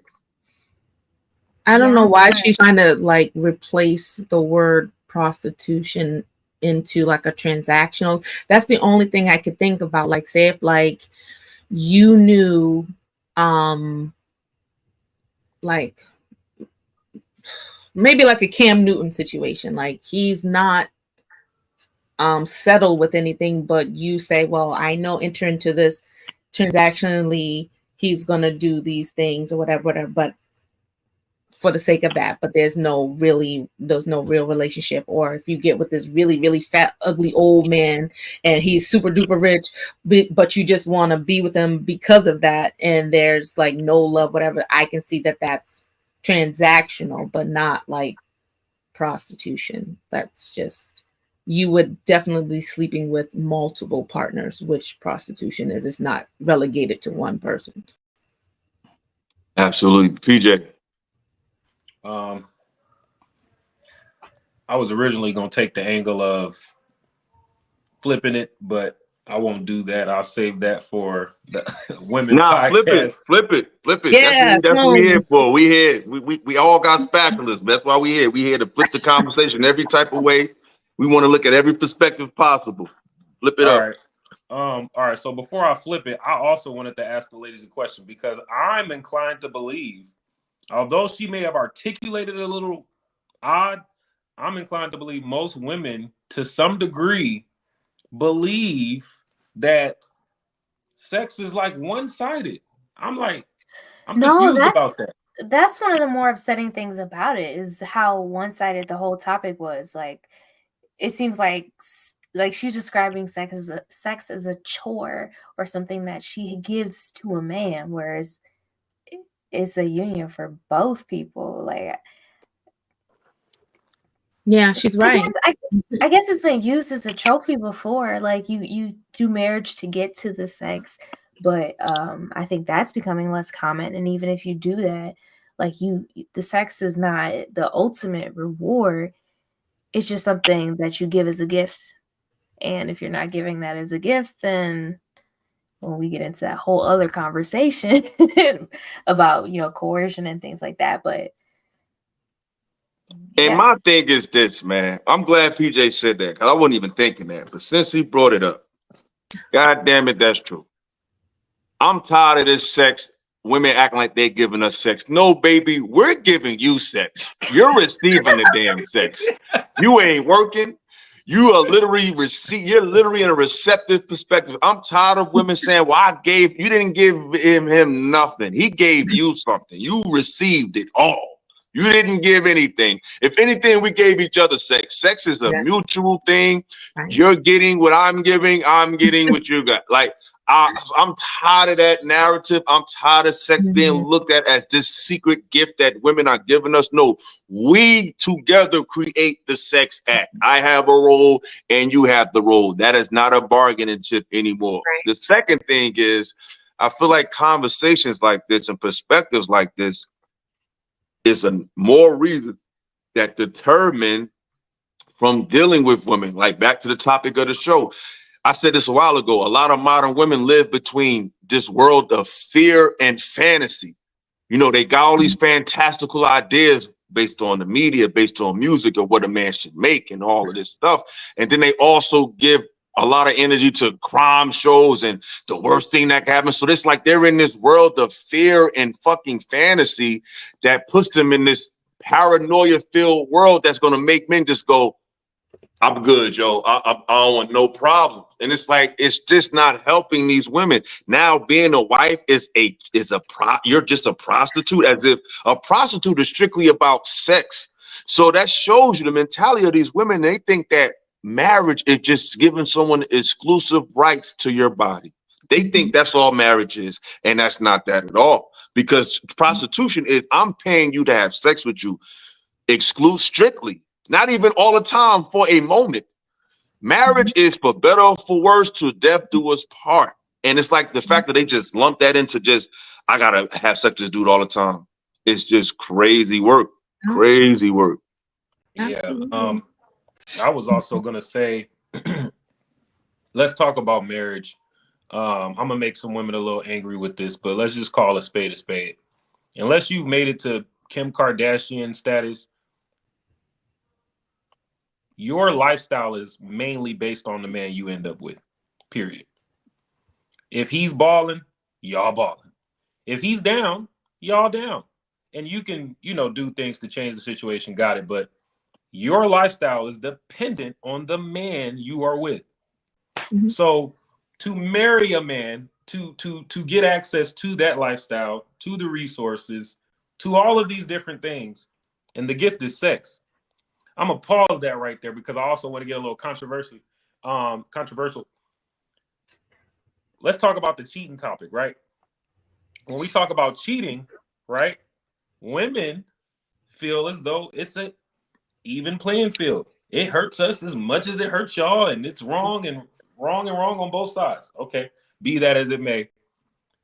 What she just said contradicted all of that. If there's any truth to that, right? Because both things can't be true in this situation. If you say that, hey, my sex is a gift to you, then you can't turn around and say, okay, well, a man going and giving his non-gift body away is equivalent to you giving said gift away to someone else. Just something I wanted to throw out there. But back to the point, I don't feel as though I feel men get the shorter end of the stick when it comes to marriage. Men lose out on the very things that we thrive on, which is being independent, which is having access to multiple women, which increases your value in today's society and probably yesterday's society. So I feel as though men give so much for marriage, and I'm saying this as someone who was married, by the way. I feel like men give so much through marriage. Not that women aren't giving a lot, and I'm sure there's a lot of things that women do for their husband or loved ones that we don't recognize, and the same, vice versa. However, what can be seen, what is tangible, is 90% carried on by the man. If you think about the foundation of a marriage outside of the emotional foundation, that is all substantiated by the man. So to turn around and say, okay, well, this is prostitution and I'm just giving sex and that's in exchange for this entire lifestyle, one, that wouldn't even be a good exchange. No man's marrying you because the box is good. That's never happened. They may have married you for the looks or what have you. I don't know. But nobody, most men know that if that's what you're looking for, you can take the milk and not buy the cow. So yeah. The thing that's what gets thrown out, right, is that being a wife, it's a role that you're fulfilling for your husband, to being his exclusive sexual partner.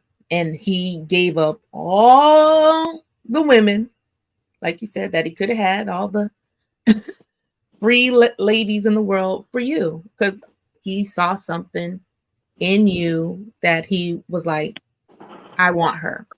And it wasn't Absolutely. The box. And to withhold that from him, as women do sometimes, and put the men in sexless marriages for 2 months, 3 months, 6 months, a year, that's not fair to him. Because Illa said at the beginning, what we failed to do, I think we need to have a health class first prior to going to marriage, because the biology of a man that we don't have, right? We have our monthly thing, right? And they don't want to deal with us then. But the man has all this blessedness inside of him that he needs to get out. From my simple understanding, just from it's fighting to get out. It ain't even Yeah. about us. We ain't even. It doesn't have it. It got a mind of its own. That's why I've been telling and y'all. so I gotta like stop to playing. help him ease that is your duty. When you sign up, when you take his ring, when you say, yes, I'll be Mrs. Dustin, that is your job. Okay? Along with going to work, along with cooking and caring for the kids, that is part of your job. And as sometimes, yes, I know we be tired because I've been there. I made that mistake, okay? And I did that. Being tired and like, oh, okay, I'll just lay here and not be enthusiastic. They want you to interact with them, to feel that, to accept them, because when you have that interaction with him, it makes him feel loved, needed, and cared for. And Absolutely. and it's a stress reliever. I don't know how it is for them, but I've heard that it does something for them. And for us to be so selfish, you wait all this time to shut down, that's stupid. And it's selfish and it's not right. Absolutely. And that's why we have to take it seriously. If you're not going to take it seriously, leave him alone for the next woman. And that's why, ladies and gentlemen, she is the Wife School Podcast. You heard her. That's why she's the Wife School Podcast, man. We got OGs over here. We got it's wisdom over here. It's no, we're not playing over here. We having real conversations and we talking. Shout out to my man, my bro, and this the guy right here. I really respect him. Is Bruiser. When I first got into this space, Bruiser, I remember one of the first shows I got on, Bruiser was like really trying to just check me, like test me, you know what I'm saying? Like a little mental jousting. But I respect him a lot. And we talk pretty often behind the scenes. I really got a lot of respect for his brother. So I really want to shout him out. Thank you for the $10 super chat. Because certain people, Bruiser don't just go everywhere. He don't just talk to everybody. He's a very classy guy. So I really means a lot when brothers like that take notice of what you're doing and they support it. So shout out to the brother Bruiser. Please support his channel. He's very distinguished, got a lot of game for brothers, not what you want to hear, but what you need to hear. You know what I'm saying? I say that with all due respect. Not saying he don't got a dope channel, he do, but he's definitely coming with that real and that raw, and he does it in such a classy, professional manner. So shout out to Bruiser.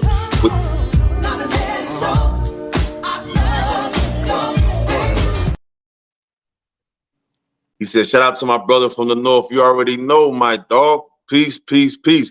And listen, the chat is open for the last section of the show.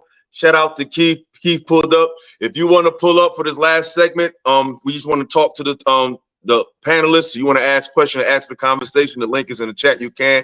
Shout out to Wesley Keith, one of my new favorite supporters. The brother came out of nowhere and been showing me so much love, so much support.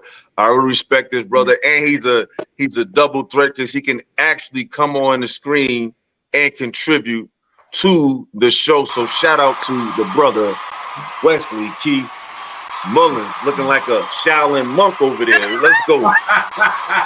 Drop it, man. Drop it. Give us some of that Shaolin style you about to give us, man. Hey, that's right. Hours ago. So I'm trying to relax a little bit. Master Mullins. Get it right.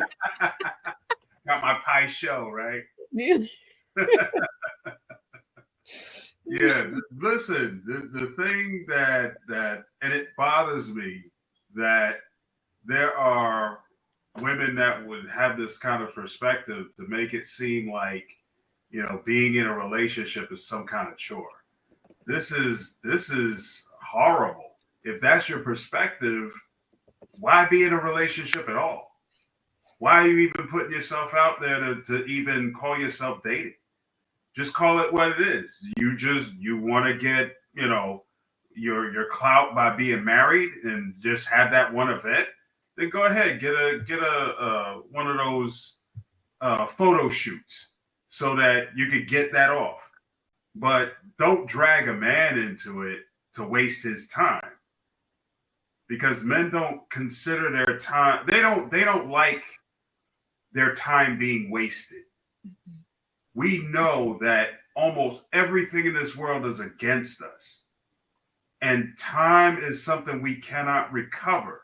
So it's a disrespect at a core level to, just go through this just so that you could feel good. Because Exactly. if a man decides to choose this woman, then he's actually looking at investing in this woman. And there is no investment that exists that the investor does not expect a payout. Exactly. Religion. But I really go ahead, PJ. You were saying something? No, I don't know what that was. Yeah, I heard y'all heard that too, right? I don't That know what was that me. was. I'm sorry. I'm trying Oh, to. okay. I'm like, hold up. I know I ain't tripping. Nah, that's a good point though. That's a good point. That was definitely a good point. And like I said, they just none of this stuff is making men feel more comfortable with being with women. And it's definitely not making women easier to be with. And I feel like all these clips that we went over tonight is really showing that a lot of these people are causing more problems than solution when we need more solutions. We need people bringing us together. We need people giving us solutions to meet us where we at instead of creating this fear and fantasy-based outlook on finding each other as if our people didn't have enough issues, as if we're not recovering from economic hardship, spiritual misunderstanding, and understanding. The list goes on and on. So to come with these cockamamie schemes that's not based on anything in reality in a time when we need each other more than ever, it's extremely problematic and dangerous. And I would like my channel and future conversations to push back on that. You know what I'm saying? Not necessarily because we got all the answers, but we all have them collectively. I don't have them individually. You don't have them individually, but as a collective, we do have the answers when we lead with empathy and when we lead with love and understanding, because we're not perfect. Sometimes we gotta wear different hats. Because another thing people don't talk about is we feel like everybody's gonna come to you healed. Healing is a lifelong process. No one is just all the way healed. They learn how to live with their issue and become better at it and take it a day at a time. But you might have to be someone's pastor sometimes. You might have to be your girl's therapist sometimes. Sometimes you got to be your therapist. Like, we need to come into the situation knowing that when you're dealing with people, black people in America, you might have to wear a different hat outside of strictly the provider and strictly the person being provided for. And I feel like once we understand that, we'll have better relationships, because sometimes you got to be a lot of things. So if anybody want to add something before we go, I had a question. This is the time. I had a question. I'm interested in knowing what everybody on the panel believes. Are women, how can I pose the question? Are women or men more interested in being single today? Or I should say, who is more interested in being single? Because it seems as though one party, without giving my answer, it seems as though one party is, in today's world, more content with just being single and free. What do y'all believe? You can go first, Illa. Say that one more time. Repeat the question again. Sorry. So I'm asking, in today's society, do you believe that both parties are equally as interested in relationships? Or do you feel as though one party is lesser interested in being in relationships? Actual relationships, not just, having that comfort, having that person, having, the perks of a relationship, but are both men and women, both genders, equally interested in being in a relationship, or is one party lesser interested? I think both are not that much interested. I think only one party is willing to admit it.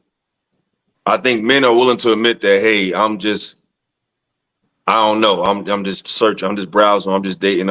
I think women try to give off the image as if they want a relationship, but they really just want the perks of being kept in my opinion. I think both parties really don't want a relationship like that. I think just only one of us is willing to stand on it. I think it's an equal amount of people that want to be single and equal that want to be in a relationship, but it just seems like the women, in my opinion, more want to be the perks of it, the trinkets of it, more so than a fulfilling relationship. They want what comes with that, the security that comes with that, the ring, the dinner post, and that type of stuff. But I could be wrong. That's just my opinion. What about y'all? I think both parties are interested, but like Adela said, that there's just a lot of static. I think the men they're more. I think they're more willing because, I mean, they control access to marriage and relationships, so they're kind of in the driver's seat of that. So all you have to do is just be like, select the best woman, that's going to get on their team. So then they're good, and they're more simple than we are. We have all these lists. I mean, for God's sakes, the lady didn't even want to go to Cheesecake Factory, and then now we start all these lists and all these crazy things that just never existed before, And I think women want relationships, but like I said, they're starting to inject these unrealistic standards, these unrealistic preferences, and they want to micromanage how the man does things. But he's supposed to be the leader. You gotta fall into place if he if he's supposed to really be in his full capacity and operate at his highest self as a man. So you can't control that. You have to let him lead and you do what you're supposed to, and then things will work. You can't micromanage everything, and they don't want to give up leverage and power, so they're just saying, I don't need a man. So they'll say mean things like that. So the men, I think they're willing, but they have to have the lady on the same page as well. Yeah, I think the men are moving from a state of paranoia. I think they want it, but they're paranoid based on comments like we heard earlier. So it leads them to just say, hey, man, I'm just going with the flow. I'm just chilling. But, they don't want to be accused of coercion. They don't want the woman to feel like they're making them a prostitute. You know what I'm saying? So it's like they putting all these stipulations on interacting.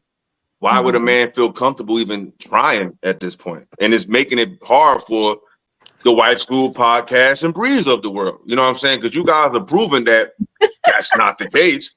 You're the exception to the rule, but it's like sometimes the minority could be the loudest.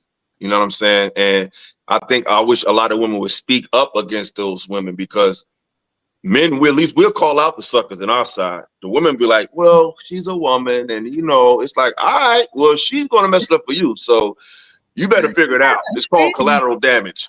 And we know all about it. I don't think women realize collateral damage. Like, most of us never joined a gang. Most of us never sold drugs. Most of us never been to jail. But do we have to deal with the stigma that come with that? Absolutely. Women don't want to deal with the stigmas that their constituents are creating for them. You got to deal with them too. We do. I mean, well, I know I do, because I definitely get my extra names, my extra titles. I'm going to change my name from the Wife School podcast to Number One Pick Me.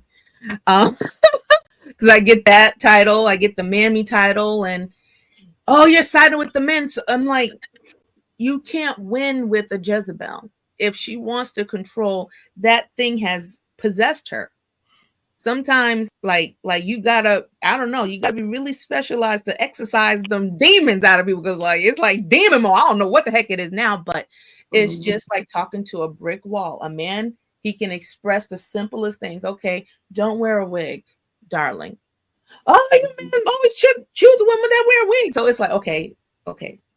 And like you said, now it's the coercion. Like, you can't even just be simple anymore. I can't even just be simple anymore. It's like the feminism, the Jezebel. Like, I'm telling you, it's a whole different battle out here regarding women's mind and heart. Absolutely. Well, I think this is a good show, one of my best ones for real. Even though it started off so crazy, I don't know if y'all realize, but behind the scenes, I was literally losing my mind. I was so upset Bree pulled up early, nice and on time, and I got this Rodecaster Pro, and it was just not working, and the sound wasn't connecting. So it was like I was really panicking, but it turned out being a really good show. The dope conversation, y'all definitely supported with the donation. So all's well that ends well. I don't know what happened to my man PJ. Yeah, I want to hear from Bree real quick on this. Okay, yeah, Bree, go ahead. Oh, well, I just want to say thank y'all for having me and on the conversation for real about marriage. Like, I think we're all dealing with a lot of trauma and we're dealing with the examples that were presented with us and trying to do our best building from what may not have been much to begin with. In a lot of instances, we're building from scratch what our definition of relationships, marriages, futures with a person look like. And sometimes that leads to us being like, hey, what I've seen before didn't work for me. But I think on both sides, I'm seeing a lot of people being interested in trying to create something better. So I'm very optimistic. I feel positively about the future. I mean, I'm optimistic too, because women like you are proving to us that they do exist. It's like remember the M&M's commercial when Santa Claus met the M&M's? He does exist. They do exist. It's like they exist. And I be telling people, it's something about women from Ohio. I ain't never met a whack woman from Ohio. I don't know what it is. What's going on? I don't know if it's because of the Browns been losing, so y'all been dealing with a lot of broken hearts, so y'all kind of got empathy for brothers, so y'all kind of like got this huge amount of love for the losing of the Browns or something. But I don't know what's going on in Cleveland. But the love, the women I've met from Cleveland has always been such a pleasure, and I mean that. So shout out to Bree. This was a great debut show for a person who never did this before. Sweetheart, you are a natural. So you can find her at Philosophical Radio. Don't you try it. Don't y'all be trying to coerce my panelists. This is exclusivity over here. PJ is under contract, okay? Don't hit him up. Leave him alone, okay? These are exclusive. Wife school, she got all, she's a freelancer. We in talks. But everybody else, get out of here. All right. You want to hear them? You want to hear these perspectives? You got to hear it over here. So yeah. But yeah, shout out to everybody. This was a dope show. One of my favorites so far.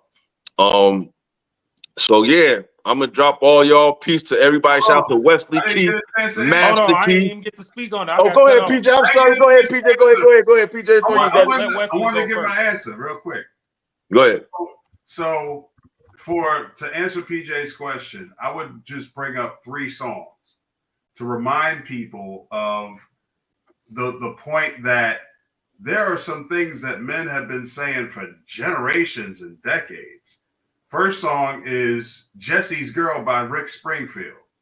And it's a song about how a guy is looking at his best friend's girl and saying, I want a girl like his girl. Second song is from New Edition, N.E. Heartbreak. And specifically in that song, in Michael Bivins' when he was talking about, he came to this event, he saw this girl that he wanted to get with, he's talking about what he could do, this, that, and the other. And the last line was, she ignored me. Then the third song, again, from New Edition, Can You Stand the Rain? Listen, guys, we do have a drive to find something that works with us. When we recognize a woman that's on our program, that is not going to give a whole bunch of pushback, that's going to be able to work with all the things that I can't put out there in public, but you'll be okay with in private. That's the one that he's going to probably choose. Yo, that's the one I got to get, because she's going to accept all of me. I don't need to put fronts on for this. I don't need to, present myself a certain way. I could be my silly self. I could be my clumsy self. I could be my goofy self. And she'll just think, oh, well, he's just being cute. I won't get ridiculed for all that. I won't have all that stuff put out on Front Street. Mm-hmm. So if some of these women can get on that kind of time, that kind of program to be able to understand their man, then men will probably be like, okay, I'm gonna go for you. He's gonna go for her. He's gonna go for her. He's gonna go for her. It won't. It'll just be like how it used to be. The guys would be in public events looking at other couples saying, yeah, they look good. That's awesome. But we don't see that nowadays. We don't hear about that nowadays. And honestly, to get to the crux of the question, I think men are starting to miss that. To miss being able to see other couples like, oh, yeah, they being cutesy, they being, they playful, they joking around with each other. Yeah, she's joking, ribbing on him and he's tickling her, or whatever the case may be. Men are missing. Excellent point. Great wisdom as always. Master Mullins. We appreciate the wisdom. I'm here for it. PJ, do you want to add to that, my brother? Yeah. Simply put, I think men, we are always, are gonna hold the desire because we just desire women, but we desire what a woman is, like everything about a woman on the inside and out, the nurturing, the femininity. We desire those things. I don't know of women to desire masculinity. Yeah, take out the trash. Yeah, come grab that off the top shelf. Pick this up for me. But how many women actually in today's society desire masculinity and everything that comes with masculinity, from, being assertive, being dominant, being in charge? That's not what most women in today's society, probably on the younger side, right? Mid 30s, mid 20s, that type of range. That's what's going on. I feel like women are rewarded, and that's probably a lot that men have to take accountability for, because I'm glad you said that. Because we are so thirsty in a sense. We can't just be, running and doing favors and doing this and that and giving money here and smashing this chick over here when she got a dude you playing side nigga, and you still, treating her with all of the same.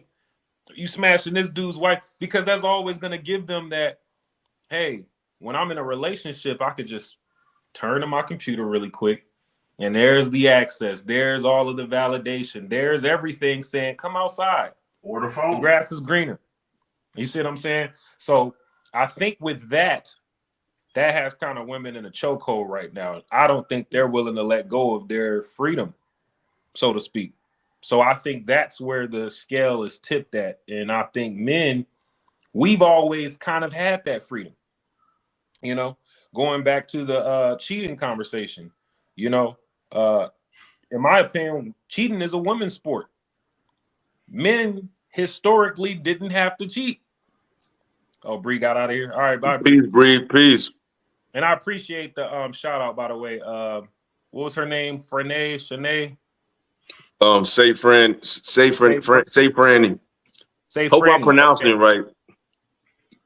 All right, thank you, Say Franny. All right, so I just feel like cheating is a women's sport. If you look at it historically, men they were allowed to have options, okay, and men still in that time decided to get married, decided to still carry on the whole family and raise the children in the household when that wasn't required.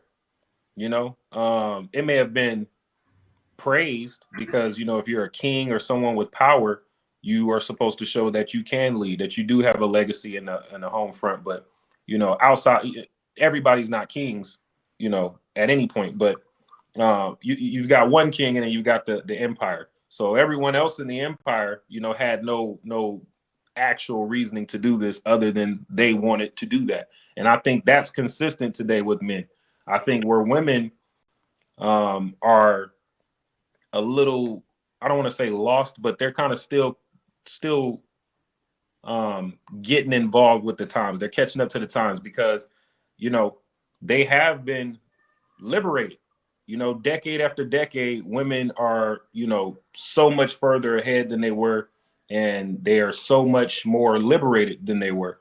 And so I think just with that liberation, it has kind of removed the modesty, and it has removed the they're just not humble anymore.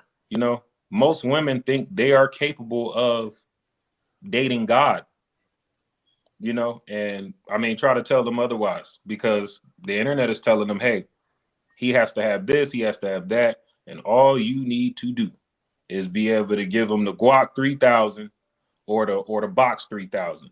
But that is pretty much the only criteria you absolutely must have is the body and the willingness to give it up.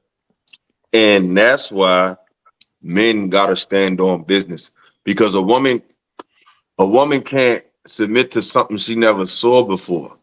And I got a lot of women that I talk to just on a friend basis, and it's like a lot of dudes out here don't know what they doing either. And I be trying to defend brothers, but I be hearing the stories from the sisters. It's like a lot of these dudes they just don't have nothing to offer outside of their body and their money.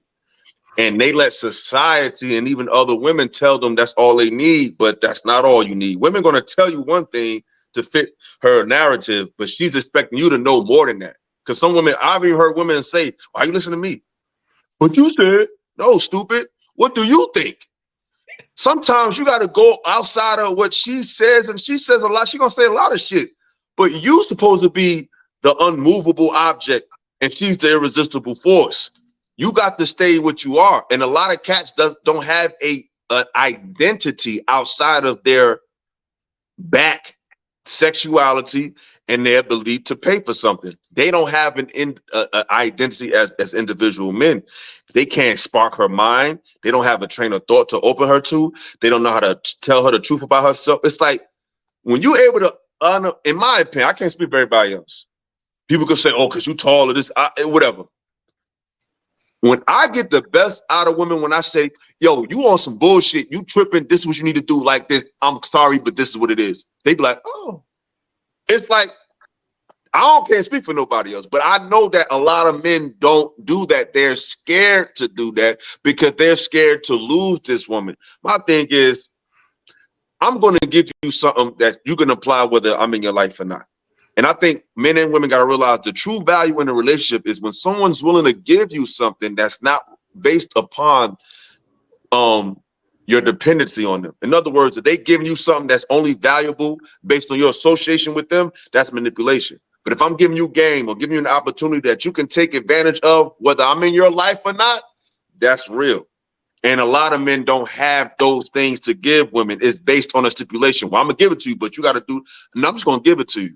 Take it or leave it. I'm going to keep it pushing. I'm not going to be pressed for your body and all that. I'm going to give you game because you my sister. Yeah, you're attractive. Yeah, you're pretty and all that. But I'm not, my bottom line is for the person to get better. Now, if I could be featured in it, cool. But if not, that's cool too. But it's not based on your association with me. I'm going to give you information or an idea or a concept that you can apply regardless of whether I'm in your life or not. But yeah, men just got to stand on business more as well. But that's 100% fact. But you know what's crazy? I'm literally like that. Like exactly what you said. That's me to the T. And a lot of women used to get offended when I would say that. Women that I was actually in a relationship with, I'll be like, hey, look, I'm telling you this as your friend. All right, I'm not your boyfriend right now. Look, and I give them the game, and I'll be like, so if you end up with some guy and they not doing that, or they not, this is not going that way, I give them some play. They're like, hold on, wait, end up with another guy? Like, what you mean? You know what I'm saying? But that would be my way of, I didn't know how to articulate it the way you just did, but I will in the future. So appreciate the game. But yeah, that's basically what I was always communicating is like, look, I'm telling you this because I actually want to help you grow. I want you to be able to take something and have it, not just because, you messing with me and I'm telling you just how to behave with me, or, I'm going to try to teach you how to be a better woman and a better person. You know what I'm saying? The same way your woman can teach you how to be a better man and a better person. You see what I'm saying? Absolutely. Absolutely. Any last words, Wife School? No, I had a good time, but just sitting here, like you was talking about, like the men taking accountability, but like that they have to do better. But where are they getting their information from? Where are they getting how to be masculine men from? I think Like their dad. I know that there's not a lot of fathers in the home, or their I moms agree. like pimps. I don't know. Where are they getting? Barbershops. You got to get it from everywhere, and you ultimately got to get it from that little voice inside of you, and you got to trust it. When I look back on my life, the biggest mistakes I made was not listening to myself. You can get clues from success. Success leaves clues. There's a good father in every hood. There's a good hustler in every hood. There's a good fighter. There's a good at everything. You take the best out what's around you, and you filter it through your own experience, and you create yourself. And then you have to trust yourself, despite what it feel like. It might feel nervous. Like before I do every show, I get nervous. Still, I may not show it. Before every show, like an hour before two, I get this anxiety. Is it gonna go good or so? What it is? It always happens. I used to be like that. You have to fight through that. And as men, we have to stop second guessing ourselves, because one thing that men are not given that young men need is confidence. We're not given that. We're given orders, but no one's inspiring us to be better. They're not feeding us and speaking life to us. Sometimes, brothers, you just got to speak that shit to yourself, and that got to be okay. And you got to go out and move based on what your gut is telling you, because God speaks through you. That's why you ever notice back in the day when they used to have movies where they have a person with what I like to call the valley of decision. They have an angel on one shoulder and a devil on the other. But both of those people would be that same person, because you are your own God and you are your own devil. Not saying you worship yourself, but there's a higher self in you and there's a lower self in you. And once you conquer self, you can conquer the world. So with that being said, go ahead. But okay, right. Isn't like a lot of things that are learned modeled? So like, shouldn't they see it in action? Or I mean, even if you're not paying attention, but you just notice, like, I always noticed that my dad always did this for my mom, or when you absolutely reminding. So like, absolutely, that's ideal. But a lot of us don't come from ideal situations, so we have to have a plan B. Like my father wasn't in my life; he left me when I was 2. So is it things that his absence left a void in my life? Absolutely. But at some point, the universe always sends you something. It may not be what you want. It may not be the ideal thing, but you are sent something that gives you an out, that gives you an olive branch to say, I'm here with you. Like, that's why I like to read, because we are so fixated. We only taught spiritual, and now y'all got me going in my bag. We only taught spiritual phenomenon from a perspective of belief, when the spirit world is constantly around you. Have y'all ever had a situation where you were just chilling and a bird would just come and just look at you that you never seen before and then just fly away? You be like, what the fuck? Like, God, I know I'm telling you, God speaks. I remember I was dealing with this girl and we was going through it, and we're no longer together, but for that time, she needed my energy in my life. She had 3 children. Her children loved me. Me and her had back and forth, but her children loved me, so I was close to her children. So she was going through hard times, and I was like, yo, you doing too much. One day at my window, there was a kitten. It was a lady. It was it was raining. There was a cat in the rain, and she had 3 kittens. And I'm like, yo, that's crazy. And I reached out to her, and she was like, oh, I'm so glad you called me. I was going to. The universe talks in a lot of ways, but if you're looking for this white hand with a hole in its wrist to come out the stars and you ain't gonna see it. You got to open your mind to God is everywhere, talking to you in mad ways. But if you're not, that's why the Bible says, rightfully divide the word of truth, and you destroy for lack of knowledge. There's many ways to activate and to describe messages but we be waiting for a word from our imam or a word from our pastor, and those are messages too. But God is talking to you every day. You just gotta tune yourself to hear it, and that comes through understand. That's why the words say faith come by hearing, and hearing come from the word of God. But the word of God is vast. It's not that book or that book. It's everything. It's your mother's words. It's the smile of a child. It's the laughter of your grandmother. It's all of these things that's God trying to communicate with you too. But if you're just looking for a verse, a scripture, a laying of hands, or a salat, those are great things too. But it's more to the voice of God than just that, and you have to open your mind. That's why you watch. I don't know if y'all remember PBS back in the day. Used to always have like Channel 30, Sesame Street. They would have these segments on Sesame Street where they show like an African griot story, and they used to say that the Africans used to always study nature to learn about life. They would like study the ant, study the antelope. We take that shit for granted because we so sanctified. Nature, no, I mean, no. I mean, a lot of people do, but a lot of people do. God is talking all around you. You just gotta listen and get out of your own way. Shout out to Ruthless Truth with the 20 ball. Let's go. And he did it in the fourth quarter, late inning save. Let's go, Ruthless Truth. Shout out to Ruthless Truth. You are the homie from now on, you heard?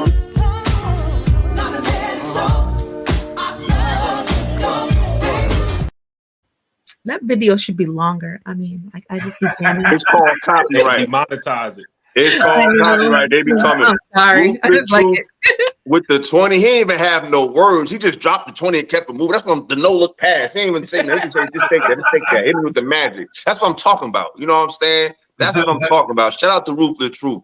But Jared, y'all. I wanted to hold on. Look, go ahead. Respond again. I'm sorry. The more I know it get say something. I know. And she just spoke. I told you I'm gonna subscribe to your channel too, because you definitely opened my mind. This ain't the last time we gonna chop it up.